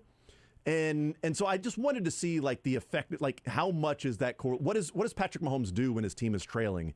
And he turns into superhuman. Is there any theory behind, pun intended, I guess, maybe it's the size of his booty and how high it is, but is there a theory behind why when his team gets down 10, he turns into a player that over 13 and a half games would be one of the greatest seasons we've ever seen for a quarterback? I mean, first and foremost, that's a lot of time. First of all, Patrick Mahomes is a really good quarterback, and perhaps that's showing you that, like, maybe the defense early, they're playing a bit conservative and they allow 10's not a lot against Patrick Mahomes. Like 10 points is a ton against the Titans, right? That's 10 a good points point, against Patrick Mahomes is like not the same as 10 points against someone else, right? So I guess what I would say to that is, like, in the scripted period in the beginning of games, like, are they starting off a bit more conservative to kind of read the defense to be able to assess and kind of see what their tendencies are going to be in this game, how they're trying to play. Is it strategic? Because I just don't believe with Andy Reid that anything's not purposeful. Like, I would imagine part of the reason to start, if I have Patrick Mahomes, I am thinking maybe I like do some things that I try to assess how they have game planned for me, because then I have a huge advantage on their defense going forward. Yeah. So that's, whereas other teams are like, I need to get out to an early lead because Patrick Mahomes will smoke me no matter what. So I would imagine there's some strategy there that would be different. Like if you compared that to like Brady in his prime or Aaron Rodgers in his prime, guys who like kind of played a little different, I would imagine some teams do take the tact of, let's see what we're looking at here so we can assess it in certain games. Yeah. I tweeted out the comparison because I also did this for Josh Allen, Justin Herbert, and Joe Burrow. Yeah. Because I put that out there and immediately people went, well, what does everybody else, what do other quarterbacks look like? Okay. All right, fine. I'll do that as well. And now the latest thing is I've put that out there, working the last 2 days tirelessly, Cynthia, on coming up with these numbers. That's a lot of work. That's definitely a lot of work. But now the complaint is, well, yeah, he's that good, but they're down 10 because he's playing poorly. I'm like, okay, well, now I got to go back and look at what his numbers were when they went down 10 or double digits or whatever. Was he the reason they were down by double digits and he's just making up for it? I mean, it's ridiculous doing these analytics, Cynthia, because I bet you've probably been in a position to where you do all this work, you put it out there, and immediately people's reaction is, yeah, but what about this thing over there? Have you thought about that? Why didn't you do this? Yep. Oh, yeah, that's like all of it. But the reality is like, you try to do it like, it's still a true data point, and then you can say, all right, well, you can go look to see if you think he was playing bad in the beginning, because I would argue, because I've heard that as well, but like I don't actually think that's necessarily always the case. I do sometimes think they're diagnosing the defense. Like I think there's a little bit of there's gamesmanship there. Like I don't see it like that necessarily. What I came away with as well as comparing the quarterbacks is a little more respect for Joe Burrow. And maybe I should have had that, but Joe Burrow in the games that he's played when his team has been down 10+ points, you take just those numbers in those games, figure out how many games it is total with minutes, and then what that would look like over a 17-game season. His 17-game season, Burrow would be, in just the way he's played down 10 or more points, is 5,500 yards passing, 40 touchdowns, 15 interceptions, and pretty much a 100 quarterback rating. That's not too bad. That's pretty darn good. So Burrow it's not the 113 that Mahomes is, the 66 touchdowns that Mahomes is, but in the 7,000 passing yards that Mahomes, but it's also not like, unfortunately, it's not Josh Allen. Josh Allen would equate over a 17-game season to 25 touchdowns, 25 interceptions, and a 75 quarterback rating. So for but the other thing too is it also could mean that the Chiefs have a better passing offense than. Because in that case, you're probably passing more, and it could probably mean, which I don't think anyone would argue, that their passing offense is more effective than their running offense, right? So, because if you're playing, everybody wants to play balanced, right? Mm-hmm. Everybody wants to be able to run and to pass, and when you're down, you don't really have that luxury as often, especially if you're if you don't have like Derrick Henry and your whole offense isn't set up around the run.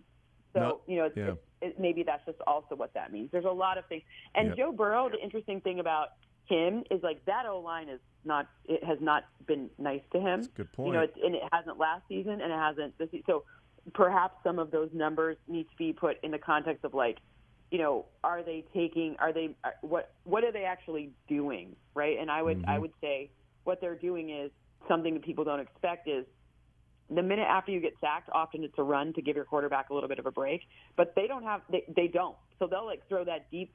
Last season they were throwing deep balls after a sack. Like that is tough on your quarterback.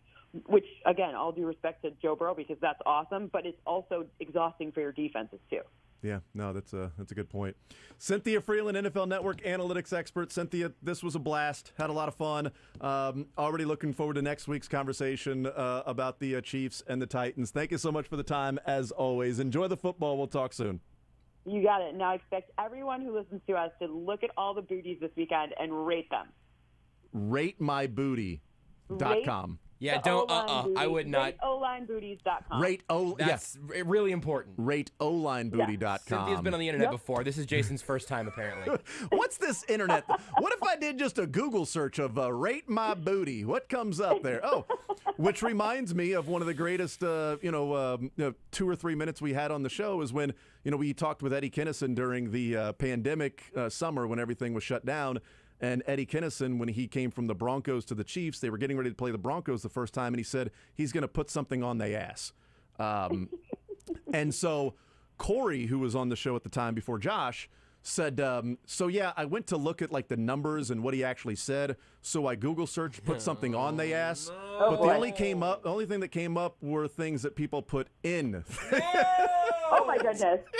Oh my goodness! Yep. People on the internet. What are people doing? I don't know. So we're going to go specifically rate my O-line booty.com. Yeah, I mean, look, the Titans used to have a good one. Taylor Lewan was one of the highest rated in my model for that keeping his O-line down. He's not playing next week because he's injured. So, but just it's an interesting note. Yep, the backup does not have nearly the booty that Taylor Lewan, which means he's going to be less effective. effective. The backup booty isn't as good as it turns out. Backup booty. That's why it's a backup booty. Cynthia, thank you so much for the time. Appreciate it as always. You're welcome. Bye. Oh, that is awesome. Cynthia Frelund's last appearance on the Zone here. Cynthia Frelund's best appearance. I think we need to just podcast the booty talk. The backup booty is not as good as the main one. Is a line that we just had. Yep, I was gonna. Fittingly enough, I was gonna let it sit. What booties are good for? I hope people aren't behind on this. No. I'd say that a lot of these jokes have been made tongue-in-cheek, but unfortunately, the context of this one, I'm afraid that phrase isn't gonna do us any favors. Pretty sure that joke was ass. Yeah. So is a segment. Take the show with you by listening live on 810WHB.com, in the 810 mobile app, or by subscribing to The Zone wherever you get your podcasts.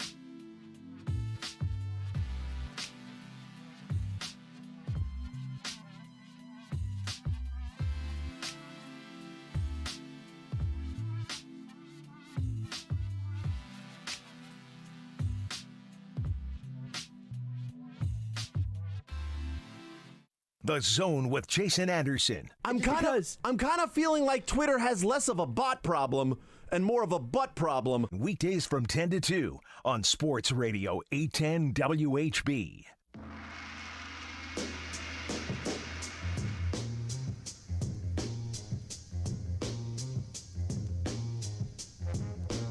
All right, we continue right here on Sports Radio 810 WHB. Jason Anderson with you, Josh Brisco Beards. Thank you to Cynthia Frelund. Thank you to Cynthia Frelund for the previous conversation we had about a lot of things. Chiefs offense, how they're playing, Juju Smith-Schuster, man coverage, how the Chiefs are going about it, what they did against Nick Bosa, down 10-plus points, booties. Correlation, causation from big butts, low butts to performance and effectiveness and ability as an offensive lineman. And the fact that her master's thesis was on the size of offensive linemen's rear ends. Not just size. The rear ends in general, size, location, depth, height, etc. And then how that offensive lineman performs, right? And if there's the correlation between the height or how low the booty is and how big the booty is and how much you're able to drop the booty, right?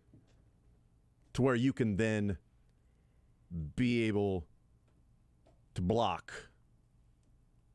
It's not just about the size of the booty. It is how you use it. Well, it's all of that is important. It all comes together that way. The size and how you use it and how easy it is for you to drop it. There was an ESPN Daily a couple of, I don't know at this point, it's been months now, of Pablo Torre basically going through the offensive line scouting process and essentially finding that it's all about the butts. So this research that Cynthia did has probably been enormously useful for maybe the most important variable of offensive line play. I mean, obviously you have to be a certain size to get there. Yeah. But once you've got a bunch of collegiate offensive linemen and you're scouting for the pros, you're legitimately looking at butt size and level because it's, believe it or not, your biggest muscle. I think, right? Well, out of your thighs, that whole section, that quadrant right there is where you do most of your moving. That's most of your power's right in there. I've always felt like it was my heart. Well, hey, if your heart's your biggest muscle, you should go to the doctor for sure. Just feel like there's so much of it to give. Your heart shouldn't be bigger than your brain either. That one's also bad. So much of it to give. That's what it is. I feel like these heart, man. I'm worried about. Are these scouts just like walking around listening to Sir Mix-a-Lot? Yes. Yes. 100% in their minds. Yes, it should be playing on loop to the descent of madness at the combine. It's just constantly looping in the background. When a tackle walks in with an itty-bitty waist and a round thing in your face, you get drafted. Want to pull up tough because you notice that butt was stuffed. Look in the pants he's wearing. I feel like a skinny-waisted lineman would be a bad thing. No, you're right. So it needs to be. I'm hooked and I can't stop staring. It needs to be tackle. I want to get with you. We could definitely make this entire functional parody, I think. Yeah. Tech says there are some girls on TikTok that would be great offensive linemen. See, come on, Tech. Hey, Techsters. We're trying to, like Frank Clark said, have some good Christian fun about a nice fundamental football league. Just a very clean conversation we're having. Unfortunately, the Raiders aren't there anymore, but this text says, La Cutie with an Oakland booty. Also from that song, yeah. They were there. I'm like, well, this guy, I mean, look at him. La Cutie with an Oakland booty. They are all about offensive linemen. It's what, look, Al Davis is famous saying, just ask, baby. Is that what it was? Yeah. Right? I feel like it was a little different. Tex says, I've been comparing my wife to Anthony Munoz for years. I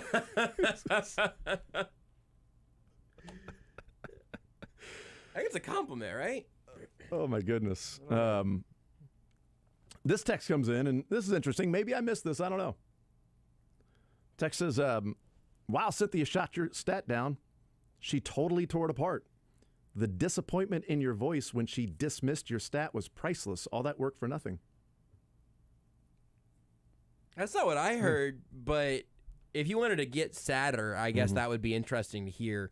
I That's fine. I think that what I got from Cynthia was you have a baseline of a stat that you did, and then Cynthia took some different angles from where you could go from there to the next thing. I think that if you're real fragile about your metrics, I'm guessing they don't stick around for very long. You know what I mean? Like if you're not willing to have some metrics lead to another form of them, or for them to be a building, they're all building blocks on different things. And like there's context that has to be added to everything. There were some graphics that PFF_Moo put out today about the best pass rushers through 7 weeks. And right now, Brian Burns and Frank Clark's dots are almost identical. They are right next to each other. For me, this is going to be propaganda. I'm going to use this to just tweet out whenever I don't feel like arguing about not trading a couple of first-round picks for Brian Burns. But, like, you get these weird little data points. And then also, on the interior side, Aaron Donald and Chris Jones, head and shoulders above the rest. Makes sense. Also plays to my priors. That's my propaganda for the weekend right there. But none of these things are built. These are all on, like, two axes. I mean, we're trying to understand the story of what these guys do whenever they end up in deficits. And you didn't claim to have solved it. It's here's what the numbers are.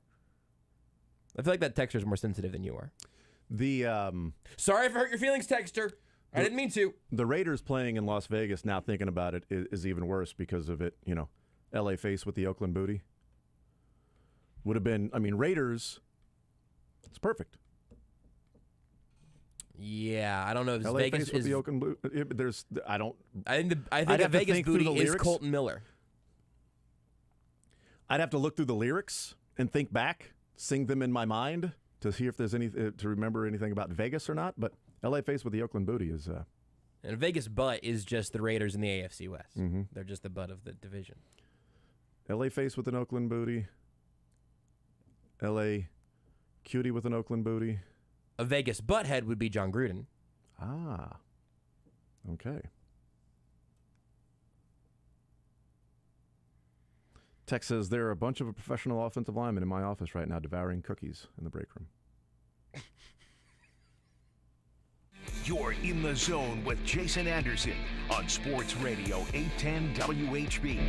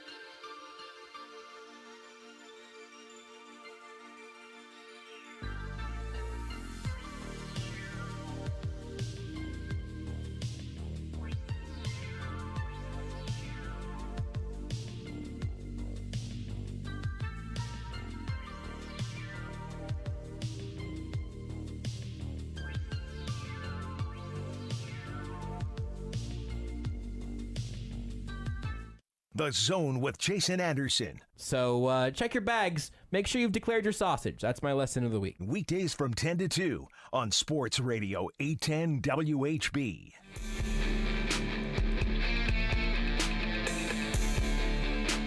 All right, so that'll do for this hour. Probably for the show as well. I'm planning on 2 more hours. We'll find out in the break. No, we'll talk with Jeff Pearlman. He's got the book that's out right now, The Last Folk Hero, The Life and Myth of Bo Jackson. We'll talk with him about what's in that book, motivation for writing that book, things he learned about Bo Jackson, and some other things as well with Jeff Pearlman coming up in the noon hour. We'll also hang out with Mick Shaffer in the 1 o'clock hour. We've got shot clock reviews that we'll do as well. And man, there's so many other things that we planned on getting into so far that I'm glad we have 2 more hours to look back at 2 o'clock and go, man, why didn't we get into those things? We just ran out of time. Oh, no, I'm supposed to be stretching. Would you stretch it out, man? Jeff Pearlman next. Hey, Kansas City.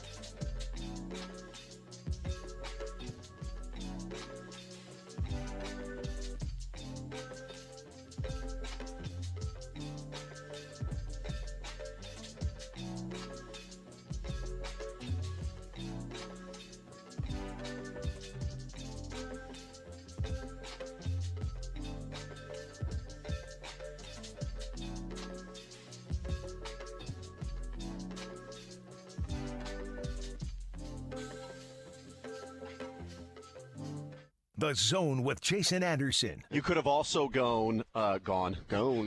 Weekdays from 10 to 2 on Sports Radio 810 WHB.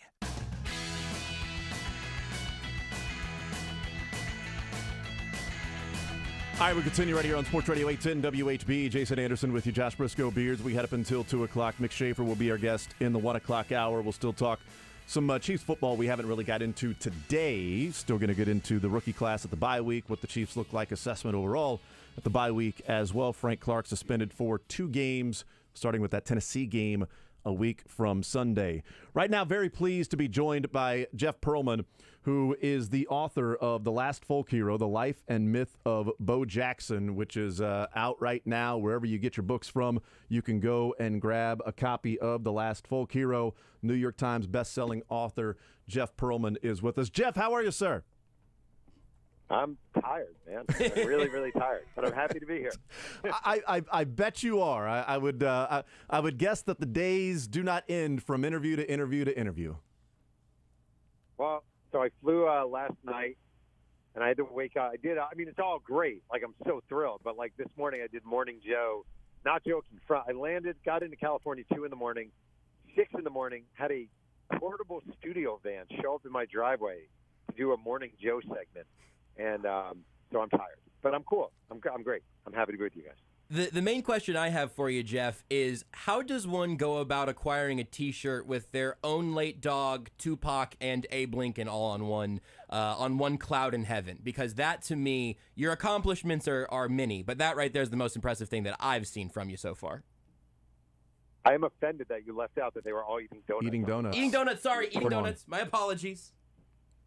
Yeah, I wore that on Dan Patrick this morning. My kids got that for me for a birthday. There's some T-shirt website where you can put in 3 elements. So they asked, or 3 people. So they asked me, who are 3 people you'd want on a shirt? And I said Tupac, my late dog, and Abe Lincoln. And they took care of the rest. And I wound up with that shirt. So good. Here's we can put any 3. Hold my beer. Challenge accepted. My dog, Abe Lincoln, and Tupac. Yeah. Done. All right. You really can do that. All right. I stand corrected, and I will back off my criticisms and skepticism of you and your shirt making acumen. It's beautiful. This book is out, and I started reading it yesterday, and I said today on the show that I can't wait to get back home to continue reading it. I'm just curious, like, when you look at a book or a book idea, what's the motivation in saying this is what I want to write about? This is what I want to spend 2.5 years of my life just being fully enveloped in, and why was that about Bo Jackson? So I'm super into nostalgia, almost to a fault in my life. I'm very nostalgic. I look back way too often. And with sports, I'm multiply that by 1,000,000. When I was a kid growing up in New York, I had the Bo Jackson, the ball player poster on my wall with him in the shoulder pads with the baseball bat. Mm-hmm. When I went to the University of Delaware as a freshman, I had hanging up the poster of him in all the different sports. I just was always blown away by this guy who did these things that didn't seem real, and this guy playing 2 sports at such a high level. And when I was thinking of a book to write, my last book was about the Shaq-Kobe Lakers. I just really started thinking nostalgically again, and what really did it for me. Who's iconic, who's someone whose life hasn't been explored fully, and I kind of just landed on Bo Jackson. Here we sit. Yeah, and it's look, it's a special place in my heart because I've said it a couple times. Growing up, like, he was Hercules to me. Like, he was the god of, like, watching him. Like, I don't root for the Raiders, but I would when Bo Jackson had the football in his hands because of my just love and fandom for Bo. And I had those posters on the wall as well, him in the locker, with the locker behind him and all the sports, the one with the baseball bat on the shoulder pads like you talked about. So I had all of those and Bo Jackson cards and, jersey and everything about Bo. And I just, couldn't get enough of them. The thing that I love in reading about what this book is sort of portraying in the title of The Last Folk Hero, and I hadn't thought about it like that until it was presented in a way that so much of today is on video, it's Twitter. There's really no need to pass down a story to anybody. You can just say, hey, watch this. I'm passing the story to you because I'm sending you the video of it. And it's a really good point that, maybe Bo Jackson's sort of life and how big he was both literally and in our minds of sort of this athlete, that not everything was on tape. So there are still these stories that are passed down that, are they real? Are they not? I don't know, because I wasn't there and there's no video. I think it's like the crux of the whole thing. Like when he was in college, he ran a 4.1340 for scouts, right? And he was 220 pounds doing it. It's utterly ridiculous. There's no video of it whatsoever. Nowadays, there'd be a video of it. When he was in high school, McAdory High School, he stole 90 of 91 bases in his career. He set the single-season home run record for high schoolers with 20 in 25 games. He missed 7 games because of track and field events. He won back-to-back state decathlons in Alabama, also set 5 Alabama track and field records. After winning the second decathlon, the next day, he struck out 13 batters in the only pitching appearance of the year for him in a state playoff game. Like, on and on and on. He shows up with the Raiders in 87. Tom Flores has him run a 40 on grass in pads. He runs a 4.19. No one believes it.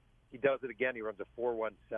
Like, all that stuff nowadays would be on tape, and we'd see it, and we'd analyze it. And maybe that 4.19 was really a 4.23, or maybe that, you know what I mean? Like, maybe this thing, maybe when he stole one of the bases, he was actually caught, and the umpire blew the call. It's more fun in a weird way. I mean, definitely as a writer, not seeing and just writing about it and the building of mythology, and that is so much of Bo Jackson. Because, it's trying to figure those things out and talk to the people that were there. And just, how do you even get in contact with the people that were there? And how much was it just maybe, how much was Bo a part of this in the book? Or was he more of his just typical persona of, no thanks, do what you do? Yeah, so I reached out to Bo very early on. I sent him a bunch of books I'd written in a note, and he called me, and we talked for about a half hour, and he was lovely and cool and told me he gets called often about doing books, and he wasn't going to do it. He wasn't going to help, but he wasn't a jerk about it. I ended up interviewing 720 people, which is a record for me. And I also got really lucky. Bo wrote an autobiography in 1990 called Bo Knows Bo, and it was done by Dick Schaap, legendary writer. Yeah. And before Dick Schaap died, and I didn't know this, he donated all his notes, all his audio files to the Auburn University Library. And someone told me, in the basement of the Auburn Library is all this stuff. And I paid for them to send it to me in California. I paid, I think, $250. And they sent me all of it. And it's hours and hours and hours of 28, 29-year-old Bo Jackson sitting down with Dick Schaap and telling everything, a lot of stuff that never made the book. So it was really a gold mine, an absolute gold mine of information and stuff I'd never heard. There's you're Kansas City-based.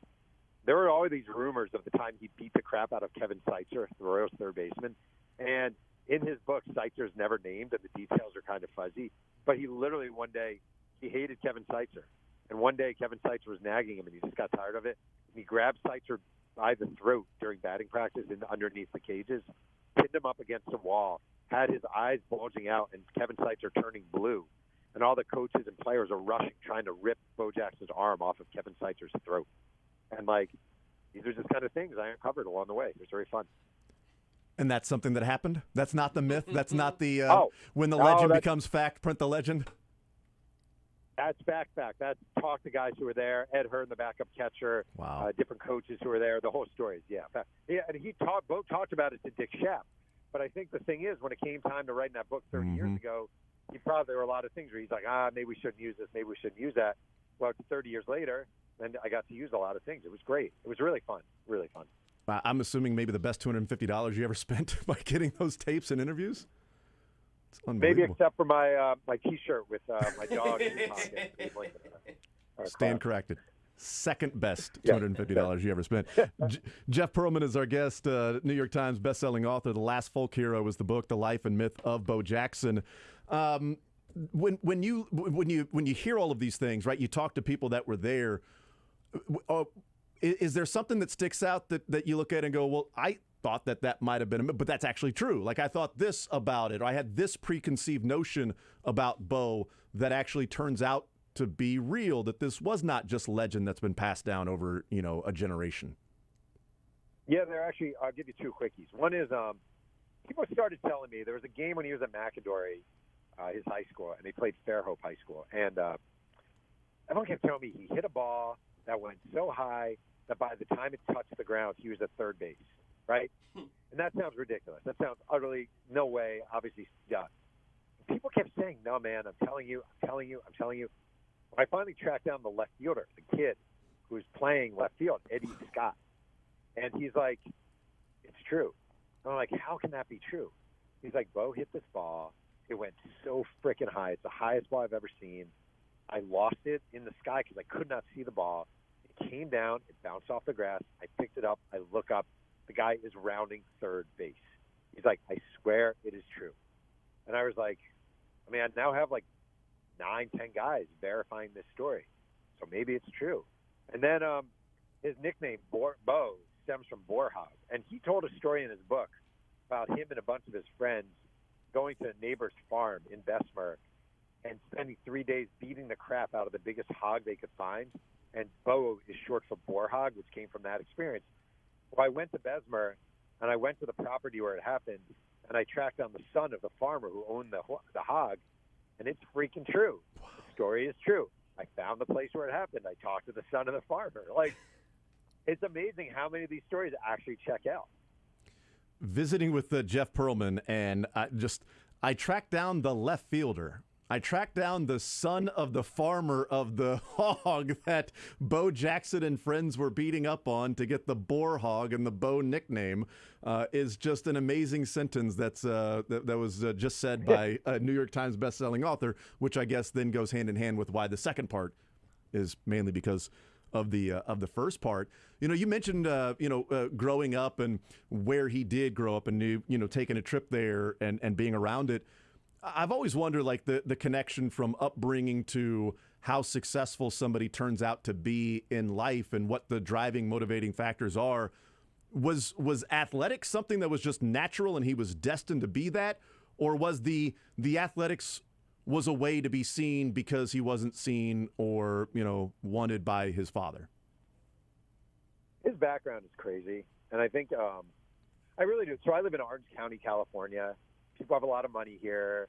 They sign their kids up for private lessons. You know how it is. I'm sure you have areas there too, where it's like, my kid's going to get a $2,000 baseball bat, and former Royal, whoever, Pete Filson offers training lessons, and we're going to have him, like all that stuff. Bo had none of that. And it's funny because Brett Favre, who I wrote about, had none of that. Walter Payton from Jackson, Mississippi, had none of that. And he was one of 10 kids growing up in a 3-room house, sleeping on the floor. He had no running water in his house. He had a severe stutter. He was held back a grade. He was made fun of. He also was a bully. He wore his sister's shoes to school. When he couldn't wear those, he wore socks, Jess socks to school. Abject poverty. His mom was a maid, worked 3 jobs. And he was terrified. He got in trouble a bunch. And he was terrified of going to reform school because he was told by brother, if you go to reform school, people will rape you. I'm not making this up. That was his fear. I'm going to wind up in reform school, and people are going to rape me. And he starts getting involved in sports, and he does track, and he's really, really good. And then he does baseball, and he's really good. And he does football. His mom wouldn't let him do football until 9th grade, and he's really good. And I think he sees sports first and foremost as a way to stay out of trouble so he won't go to reform school and get raped. As weird as that sounds. Yeah, wow. I mean, it's just, again, story that, you get from that particular book that, would be told and you'd be like, probably an exaggeration. But, some of these things, when you talk to the people that are there and a part of it and, lived that experience, which is just, unless you've been through that, it's unimaginable to be through that. And then to be Bo Jackson, to go from that to then being wanted by everybody, to then being, given money and recruited and anything you want, we'll figure it out. How do we get you to our campus, is just sort of that amazing transition from one part of life to the other. Well, it's crazy. So he's drafted by the Yankees in the 2nd round out of high school. And Auburn is putting these full court press on him. Like, they have boosters bodyguarding him, basically. And his mom wants him to go to Auburn. He would be the first kid to go to a 4-year school from that family. And the Yankees draft him in the 2nd round. And they're like, all right, this is great, 2nd round. This guy's probably going to sign with us. They send their scout, Gus Toulouse, to his house. He doesn't answer the door. They send again, he won't come to the door. They call, he won't come to the door. They send an intermediary, won't come to the door. They call his high school baseball coach, Terry Brazil. They say, we want to fly you and Bo to New York for a Red Sox-Yankees game. Bo Jackson cannot tell you one guy on the Yankees or the Red Sox. Didn't even know the Red Sox-Yankees was a thing. Like, had no idea. He ends up going to Auburn. The Yankee scout said, it's the first time in my life, and he was a 32 years in the business, that I haven't been able to actually talk to the recruit. Like, I literally just can't talk to him. And Bo was adamant. He didn't want to go to New York. He wanted to stay in the state of Alabama. He really wanted to go to Alabama, but they told him early on, you know, you won't play immediately. We see you possibly as a defensive player. And Pat Dye comes along and says, you come here, you will play. Yeah. So I went to Auburn. Wow. And, you know, the rest is his. Pat Dye, certainly smart enough to know that. You mentioned getting drafted by the Yankees and then ending up going to college. One of the things that sticks out in parts of the book that I was able to read in just getting it yesterday was I was really interested in how the whole Tampa Bay Buccaneers versus ending up with the Kansas City Royals thing took place. And as I'm reading that, Jeff, I'm sort of wondering in the back of my mind that how much history would change if maybe a different organization was a part, had the number one pick. If it wasn't maybe the worst run NFL franchise, and then comparing that to one of the better, well-run baseball organizations in the Royals that were sort of fighting over the same thing, the same person, in that he makes the choice of, I'd rather play for these people than ever be a part of the Bucs organization. And the players on the Bucs are telling me, you do not want to play for this organization. I wonder how much different history would be if it was just a better-run organization that had the number one pick, took Bo Jackson, and he played football. It's such a great question. It's funny when Tampa Bay flies him in. He agrees to go in after the draft, and it's the owner of the Buccaneers at the time, Hugh Culverhouse, brings Steve Young along. Steve Young was their quarterback at the time, and they go out for dinner, and Hugh Culverhouse is like, okay, I'm going to leave you guys alone to chat a little. And Hugh Culverhouse leaves the table. Steve Young told me the story, and Bo Jackson says to him, just so you know, there's no effing way I'm ever signing with this team. And Steve Young is like, okay, my work is done here. There's nothing else I need to do. I think it's fascinating. My guess, it's an educated guess. Let's say the Raiders just draft him in the first round in 1986. I think he becomes one of the greatest, if not the greatest, running back in NFL history, and I think he never plays baseball. But consequently, I think if he signs out of high school with the Yankees, I think he never plays football, and I think he becomes Mike Trout. Like, I think with the proper training, he never had it. He showed up in Kansas City. He was so raw. He was so not ready. He was a free swinger, didn't know how to go the other way, didn't really know how to read pitches. With the right training and a couple of years in the minors, even a year, full year, he had Trout talent. He truly had Trout, Mickey Mantle level talent. Yeah, I mean, he was godlike, you know, to watch. And it's also funny, like, his perspective on life. And I read the story about the 8.5 by 11 glossy photo in the Royals clubhouse. Like, his perspective on life from everything he knew when he walked around, he was Bo Jackson, right? The Heisman Trophy winner at Auburn and the next great running back, the number one pick. Like, he was Bo Jackson. But now he's around other professionals, but it's just not something that he would think about or, you know, view it from that perspective. That then to hand out the glossy photos of him with the Heisman autographed to all these professional players as this young kid. I mean, I think of it now and you're like, the audacity of that kid, but it's probably more of the ignorance and the unknown from that kid. And it did not go over well with the Royals. No, that did not go over well. It was actually fun. I mean, it's funny in hindsight. Like, he's showing up with the Royals, he's meeting all the Royals, and he has this stack of photos, and he signs them all. And he's literally going locker to locker, like leaving an autograph photo on George Brett's locker, on Brett Saberhagen's locker, on Willie Wilson's locker. And Hal McRae, the DH at the time, he's 40 years old, is following him around the locker, picking the pictures up and throwing them in the air. And I talked to Jim Sundberg, who was their catcher at the time, and he, you know, their basic reaction in that locker room, in that clubhouse, was, who the hell does this guy think he is? And George Brett, who, I mean, I'm sure you guys don't, like, he just had that bemused George Brett look on his face, and he's like, this is kind of funny. And then he's the only guy who hung up one of the pictures on his by his locker. He just thought it was really funny. But you know what? Don't you ever haven't you guys ever, you deal with athletes, and people view athletes as these cool guys. They're really dressed well, and they're athletic, and they're oftentimes good looking. And then you meet them, just like kind of singers and actors as well, and they're really socially awkward and socially stilted. And he was not very cool. Like, Bo Jackson was not cool. He was awkward and stilted and not that comfortable with attention. Well, I mean, I can imagine from, his upbringing when he had the stutter. I mean, I would assume that's from not wanting the attention. Some of the stories that of sort of how reserved he was, that is he just an AH, or it's like, well, no, maybe he's even just embarrassed to be around people and, not as confident and, to like that, to where it's like, wow, this guy's standoffish and he's not even looking at me and he's sort of not paying attention. Like, what a jerk. Or it's just kind of him sort of in his shell, not wanting to talk to anybody or present any information that he feels like, would be, used against him in any vulnerable state. We also never talk, or we don't talk about this stuff enough, but, like, he shows up at Auburn, okay? He grew up, obviously, black poor in the South. You show up at Auburn. His second year there, I talked to Lionel James, his backfield mate, good friend. Lionel died a few months ago, but I interviewed him at length. And their sophomore year, or Lionel's sophomore year, Bo's sophomore year of college, the athletic dorm was going under repairs. So all the athletes, the football players, were placed in, like, these mobile trailer units to live in around campus and around town. And Pat Dye calls Lionel James in, and he says, I know you guys like dating white women. I know you hang around with white women. He goes, I'm fine with that. I'm going to put you in a trailer outside of town just so no one gives you any trouble about that.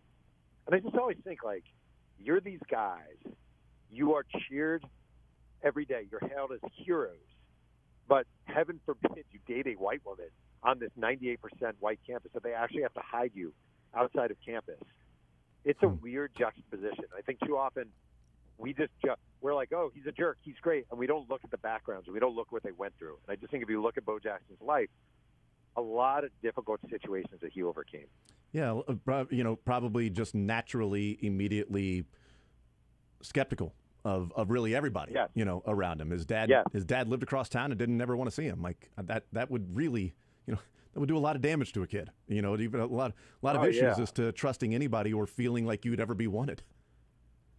Yeah, a lot of people let him down. His dad let him down. His agent let him down. He blamed his agent for the Buccaneer situation.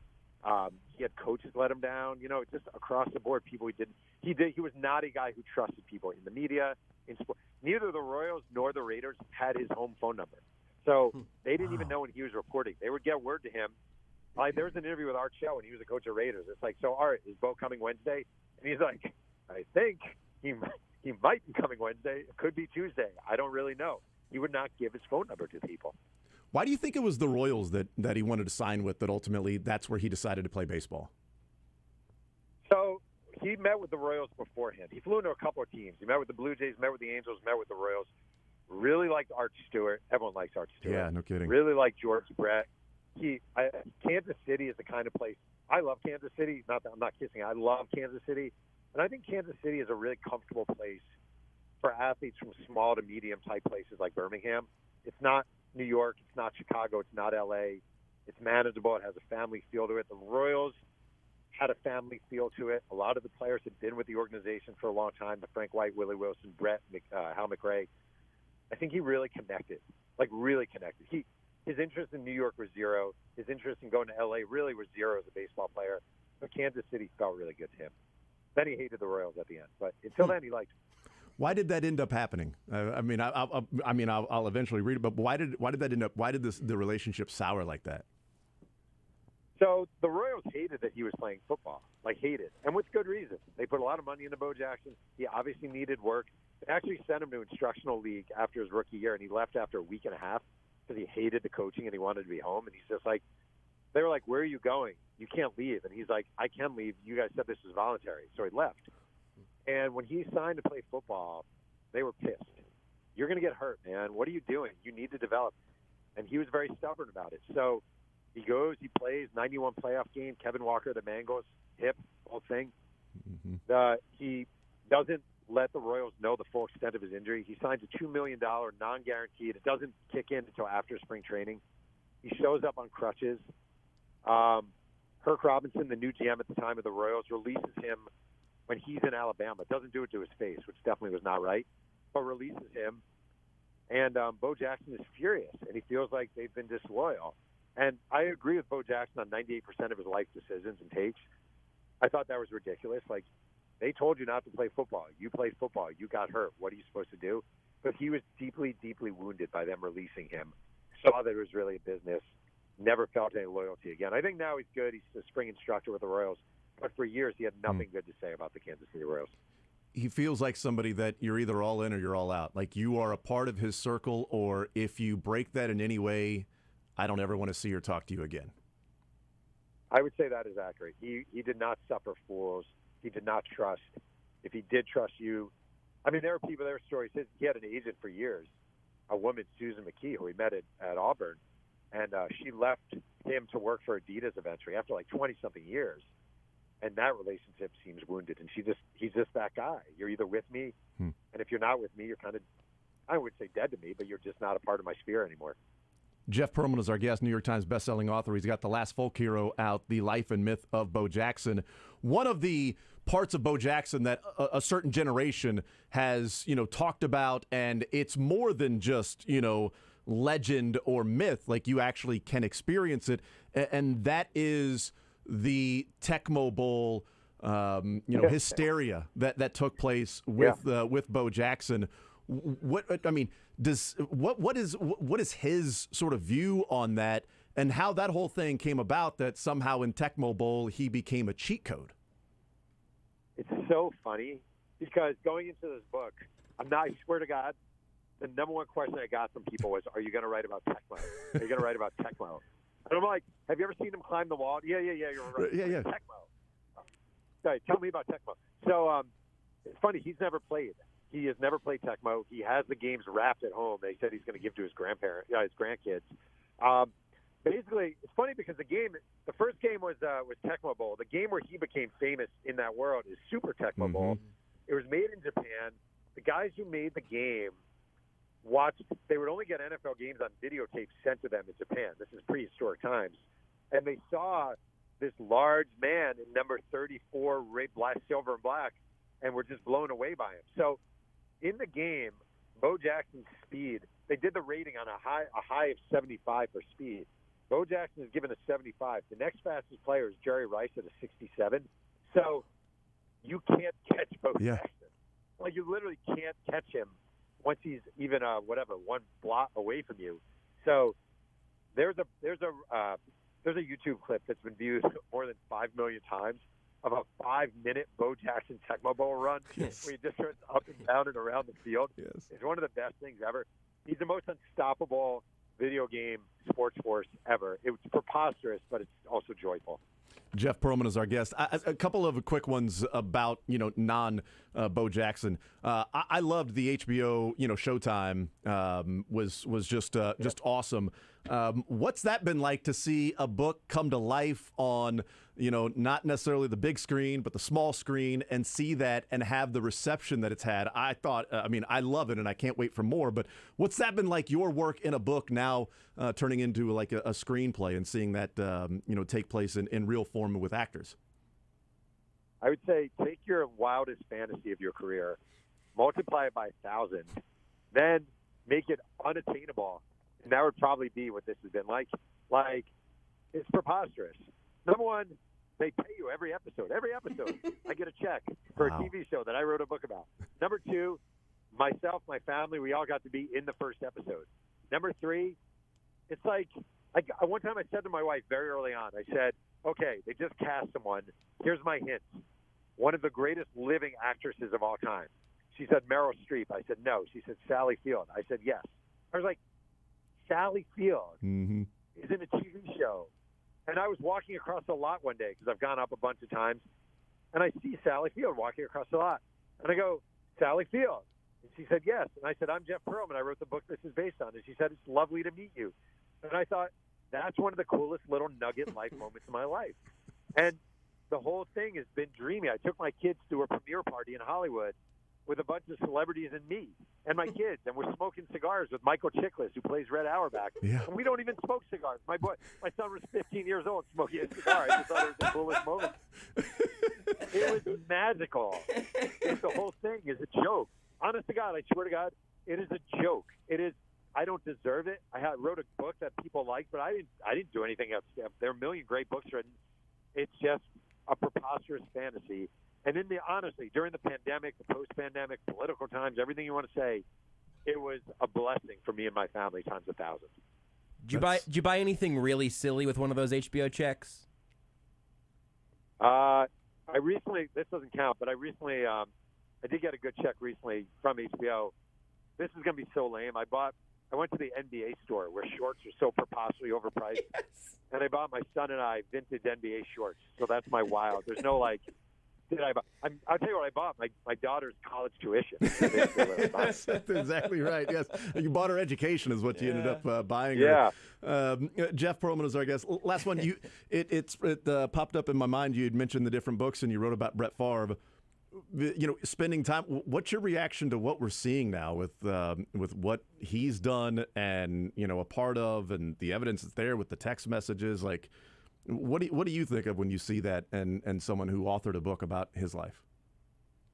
All right, I'm warning you that my answer isn't that fun. Is that okay? Yeah, absolutely. It's not like a joy. Okay. I feel like Brett Favre should have been dead to all of us in sports media the moment he sent Jen Sturger the pictures of his privates, and we all knew about that. And I feel like we, as an industry, I'm not blaming you guys specifically, or even me specifically, we as a business should have been better about that. Like, he sent pictures of his freaking genitalia to a woman working in media, and a year later he's quarterbacking the Vikings to the NFC Championship game, and we're all like, the old gunslinger's back. And there's something wrong about that. Like, there's something really wrong about that. And now, I mean, I can't even. We'll put allegedly in here. He took money. He lives in Mississippi. He knows he lives in the poorest state in America. He knows the population of poor African Americans, specifically in Mississippi, is so disturbing. He gets money that is intended for welfare recipients, and it's used to build a gym at his alma mater because his daughter's on the volleyball team. I will never understand athletes being in these diverse worlds where you have teammates from all walks of life, where you could look over 2 lockers over, and there's a guy who maybe he grew up in poverty in Mississippi, and it moves you not one iota. It doesn't move you. It doesn't change you. It doesn't change your perception of reality of who you are, and you feel comfortable doing that because you used to be able to throw a football really far. It's so freaking disgusting. I have no interest in that guy whatsoever. I said on Twitter, don't read my book. Don't even give that guy attention of a second. Because he's slime, absolute slime. Wow. Jeff Pearlman, New York Times bestselling author, The Last Folk Hero, The Life and Myth of Bo Jackson. Again, I've read a little bit of it. I cannot wait to sit back and have an extended period of time to just crack it open and really indulge with the life of Bo Jackson. I cannot wait. Thank you so much. This was awesome. Love hearing the stories, and there's probably 1,000 more in the book that we'll get a chance to experience. So thank you so much for the time. I appreciate it, Jeff. Yeah, sorry for the dark ending. Yeah, that was on us too, though. That was my fault. We started with Donuts in Heaven, and we ended up with Brett Favre. Sorry for the car accident. Well, I steered us off the road. Exactly. The passenger the passenger shouldn't apologize for the driver that drove off the road. It makes me glad that you also felt that, Jeff, because I was thinking we're going to go to break, and I'm going to say to Jason, it was really good. It ended on kind of a dark note. Important, but we all felt it. And Did Bo Jackson really jump over a car?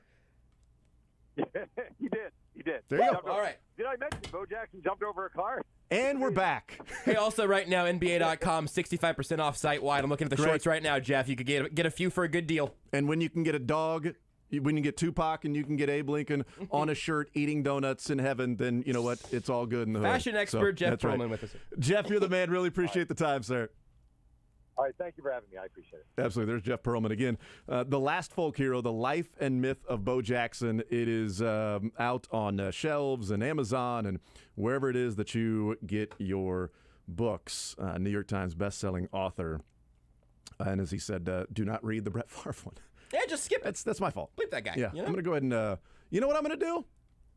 I'm going to take the blame on that one. I think it's good to hear his perspective on it. He was very close to Brett Favre. Wrote about. I think it's good that we heard him talk about Brett Favre. Well, also, what if he would have said, you know what, I kind of feel like misunderstood and would have been a different way of ending the segment for sure. You know what? Don't read the book. Don't give him any coverage. He's scum.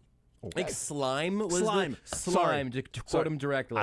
Thank you. I did not write that part down. I wrote a lot of other things down in listening to him talk, but I did not write down the Slime, I believe is about what it was. about Brett Favre. But awesome. Not stuff, the case man. though for him or for Bo Jackson or for this book. No. Essentially, the inverse of whatever the opposite of slime is. Great content, incredible stuff. One of the things that I thought was kind of, and certainly we can talk more about it just as things come up in Bo Jackson's life, or just simply the background of somebody that leads to nature, nurture, their personality, how they handle things, how they interact with people. But the element of Bo Jackson being somebody that, if I have trust in you, I have trust in you. If there's one iota of you breaking it, you are gone, and I wouldn't mind fighting you. Yeah. And just that sort of view on life, and you can understand it with how he grew up and being bullied, and the fact that I can't imagine his dad lives right across town and wants nothing to do with him. Like, I could also imagine him wanting to be a sports star, to say, hey, here I am, to be seen. But the fact that it was an immediate, turn with the Royals, his manager who he was friends with, in high school, that, got him to Auburn, that then set up the meeting with the Bucks that got him deemed ineligible to play baseball at Auburn. As soon as that happened, he wrote him off, said he'll never talk to me, and now says he wants to fight him. If he sees him, he'll fight him. Still, 1980. I mean, it was in the 80s. It was like, 85? He still wants to fight that guy because of that. His business manager chose to go and work somewhere else. Gone. Don't talk to me again. So it's unbelievable. And just the view of, like, he's standoffish, he's kind of a jerk, and or maybe you learn about his upbringing and his past, and maybe there was more to it, that I'm just not letting anybody in. I'm not talking to the media. I do have the stutter issue that's there, but you know what? It's not just that. It's that I don't really trust anybody. We'll take a timeout. We'll come back. More Zone next. Want to see more of The Zone? Watch the show live on the Sports Radio 810 WHB Facebook, Twitter, YouTube, and Twitch.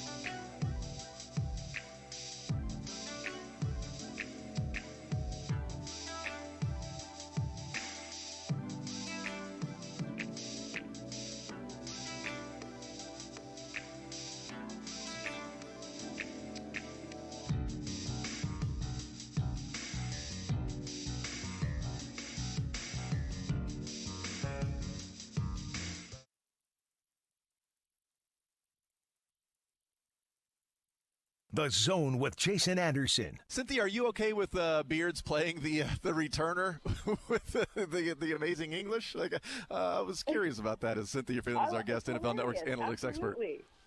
Okay, good. I love it. I own it. I own what I say. We're good.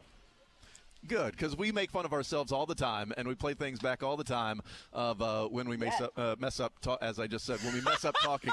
Weekdays from 10 to 2 on Sports Radio 810 WHB.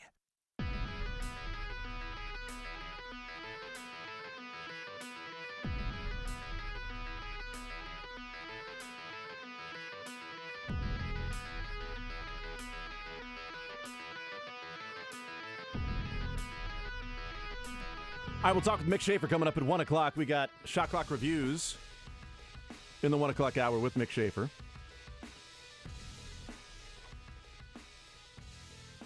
If you did not hear the Cynthia Frelund interview at 11 o'clock, I would say maybe go back and check it out on the podcast. Maybe not right now, but whatever. If you want to go right now, that's fine too.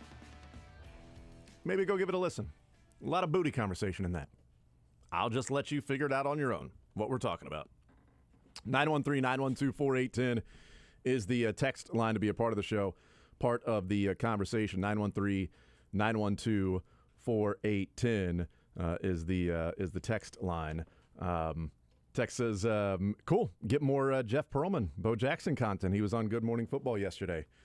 I'll take it all, as much as I can hear from him. And also, I think there's multiple ways. I mean, just like, hey, here's media and interviewing. Like, there's multiple ways of having a conversation with somebody. And from me, mine is just as a kid growing up, watching from afar, playing for the Royals, but watching as I'm a Royals fan and not understanding what I'm watching, not having the context clues of before Bo to now Bo to what he's doing early on to what he's supposed to be doing, because this is how baseball is played, or this is how you develop over time, like these natural gifts and things like that. Not knowing that. There was just like my son, Patrick Mahomes is the quarterback for his team. That's all he knows. He does not know of the Brody Croyles and the Tyler Thigpens of the world and the Damon Hewards and the Steve Bonos and et cetera, et cetera. He does not have a reference to that, nor does he probably care, because he gets to watch Patrick Mahomes. So not having the reference of all of the different ways that, separated Bo Jackson, it was just awesome watching this guy play for the Royals. And I had the posters and everything like that. But somebody that grew up in Kansas City, older than me, that would have those reference points, the anecdotes, I wonder, what conversations you can get into at that point with someone that you're like, oh, yeah, I remember this specific thing. Did that come up? Oh, I remember that specific thing. What happened with that? Oh, I know where I was when this happened. And it's like, oh, yeah, let me tell you a story about that. Because just in general, one of the things that, talking about him hitting the ball so high he was on third base by the time it landed. And it was like, oh, yeah, I tracked down the left fielder for that story that, can't imagine all of the other things that come up with different anecdotal memories that go along with it. But the last folk hero being that, so many of these things are passed along. Reading about his major league debut in the first at bat and the fact that he hits a massive 430-foot bomb into left field that was called foul, in which people think it was fair, including Bo. Other Royals players say it was fair, but it was so high, towering over the foul pole, that it was hard to judge, and it was just one of those that just went into the night and was called foul. Video? I don't know. Where? Not sure. And then the next pitch, he hits a grounder down to in between first and second base, and he outruns the throw. He hits a 430-foot foul, And then he outruns an infield single on the next play, in which he was clocked as going as fast as, Mickey Mantle in his days, when, one of the fastest from, home to first, and being a right-handed batter to do that, whereas, Willie Wilson was putting up the times that Bo Jackson put up, and Wilson was, from the left side getting to first, as opposed to Bo Jackson. Like, in just a couple of pitch span, you saw everything that it was. Like, I don't know, wasn't there. There were 17,000 people in attendance that night. Guarantee somebody was there and saw it and said, yeah, I remember that majestic shot, and it wasn't foul, and that's BS. And they sound like stories of cartoon characters who came to life, and then you find out that the real-life version of him that became a cartoon character in Tecmo Bowl was literally unstoppable. Like, there's sort of a self-fulfilling legacy there of this guy too incomprehensibly talented for words, and then he becomes this legend in video games. We talked about this, when John Madden passed, but like, to have a legacy like that, obviously Bo Jackson and Madden's are different for a whole lot of reasons, but to be historically known and remembered as the unstoppable member of American football that was elevated to a pedestal by VHS tapes for the people making the game in Japan. It's well, that guy looks like he's got to be the best to ever do it, so we might as well make his stats look like that. He will be literally uncatchable in open space. It's tremendous. Tex says, I'll take more Jeff Pearlman, Bo Jackson stories. Another text says, Bo Jackson's got the butt to be an offensive lineman. That's funny. There we go. That's a callback to, roughly an hour ago at this time. So 913-912-4810. Back-to-back text, by the way. This text says, kept thinking Bill Brasky from the old Saturday Night Live skit. Very next text, what I learned is that Bo Jackson is basically Bill Brasky. Not a reference that you'll get. I don't expect it. Sorry. Bill Brasky did everything. Bill Brasky fathered every one of us. Bill Brasky. I once saw Bill Brasky rob 3 banks and then babysit 7 kindergartners. Bill Brasky, everybody. So, 913-912-4810. Text says, did Bo Jackson die? Why are you guys talking about him so much today? No, he did not. He did not. Another text asking the exact same thing. Okay, no, that is not the case. No, Jeff Not the Pearlman case. has a new book out. Yes, we just talked with Jeff Pearlman. He's got the book that is out right now, The Last Folk Hero, The Life and Myth of Bo Jackson, in which he goes through everything about Bo and his upbringing to then, separating what was myth and what was real about this, figure. So yeah. Tex says, Bo was in a real cartoon, too. That's right. Yep. Bo Jackson, Michael Jordan, and Gretzky. They were like the, what was it called? Pro Stars? Pro Stars. Wow. It was something with stars, and I couldn't remember. It was Pro Stars. Those 3. Okay, I didn't know about this. This is exciting. Yep, absolutely. I'm going to watch this before I watch House of the Dragon, Beards. That's true. Tex says, dumbass texters, Bo can't die. Great point. That's you know what? Good call. Great point. Good call.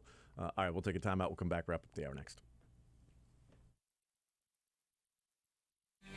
Follow the show on Twitter at J810Anderson, at JB Brisco, at Beards McFly, and at Sports Radio 810.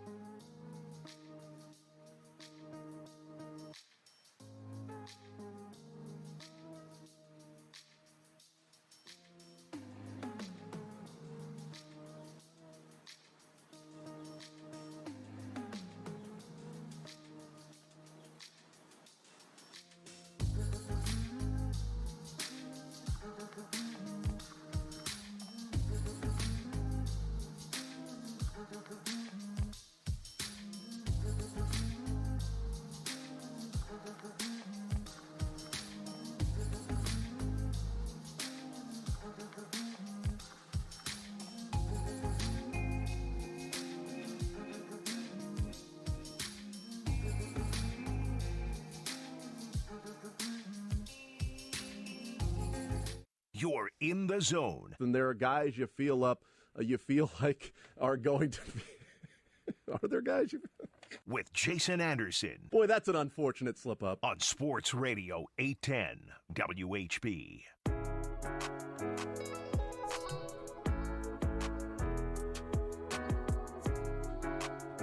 913-912-4810. A couple of texters says Brisco's too young to know, but Bo knows. Bo knows what? That's a joke. That's a joke, everybody. Bo don't know diddly. Text says the Chiefs heard that slogan and heard it wrong, so they got Bono.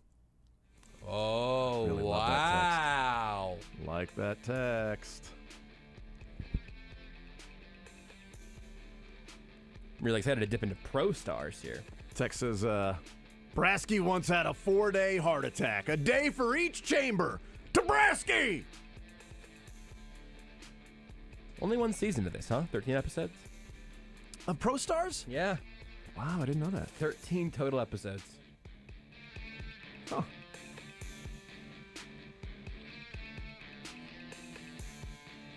Bo Jackson was included so he could represent both football and baseball. 3 guys, 4 sports. Text says, I was at the game where he got his first hit off Carlton. Foul ball before his hit was a moonshot, went over the foul pole and left, landed near the GA concession stand. There were 17,000 people there, so there are 17,000 people that were actually there that night.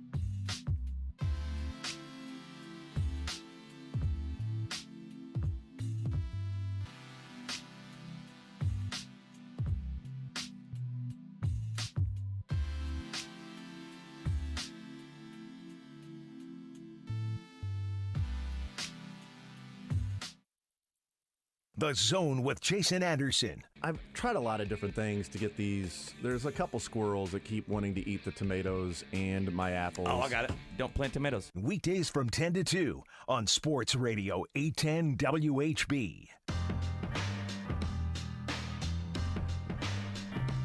All right, we continue right here on Sports Radio 810 WHB. Jason Anderson with you, Josh Brisco, Beards. Hanging out with Mick Shaffer here for the final hour of the show, like it or not. Final hour of the show, Mick Shaffer. Here's to Brasky. To Bill Brasky. Bill Brasky. Taught me how to love a woman and how to scold a child. Wow. To Brasky. Someone tweeted that tweet, a gif of that to me, so now I at least have some visual reference. I'm aware. What else did he do? He rides a tornado to work. Wow. Tabraski. Can't be very efficient. I once saw him scissor kick Angela Lansbury. His favorite movies, One-on-One with Robbie Benson. Tabraski. This is really deep. This is really deeply ingrained for you guys. I'm just. This is very deeply big ingrained SNL in like skit, yes. pop culture. Like you just swung and sure. missed on it. No, I get it, man. Like I think that I mentioned this some other time, but it's sort of like the platform 9 3/4 to more SNL to SNL world. You know. Mm-hmm. I don't even. I Right, heard Jason? it outside of SNL. I remember seeing maybe a couple of the skits, but it was long after I had heard of all the Brasky-isms and all that. I was like let me go back and watch it Yes. more of then watched it live and lived it and was just hanging out with other friends saying Tabraski and making up like Chuck Norris stuff. That would be out there. It's similar to that. Brasky, he sleeps 8 hours a night. Well, there he's pretty normal. Tabraski. it's the whole Chuck Norris, 913-912-4810 is the text line to be a part of the show, part of the conversation. This text is 17,000 people were there. 170,000 claim they were. That is right. Where? Bo's debut. That's how that works. His first night, because it wasn't publicized. Nobody said that Bo's going to play tonight, and he was written in the lineup, and he shows up and goes the on-deck circle, and everybody's like, oh, whoa, hey, look, it's Bo. Gets a standing Nobody tweeted that out? No, right? Gets a standing ovation or whatever, and hits like a 430-foot shot down the left field line that was called foul, but everybody claims was actually fair. And then the next pitch hits one to the right side and outruns the infield for the infield single. So a text was like, yeah, I was there that night, and it was an absolute moonshot.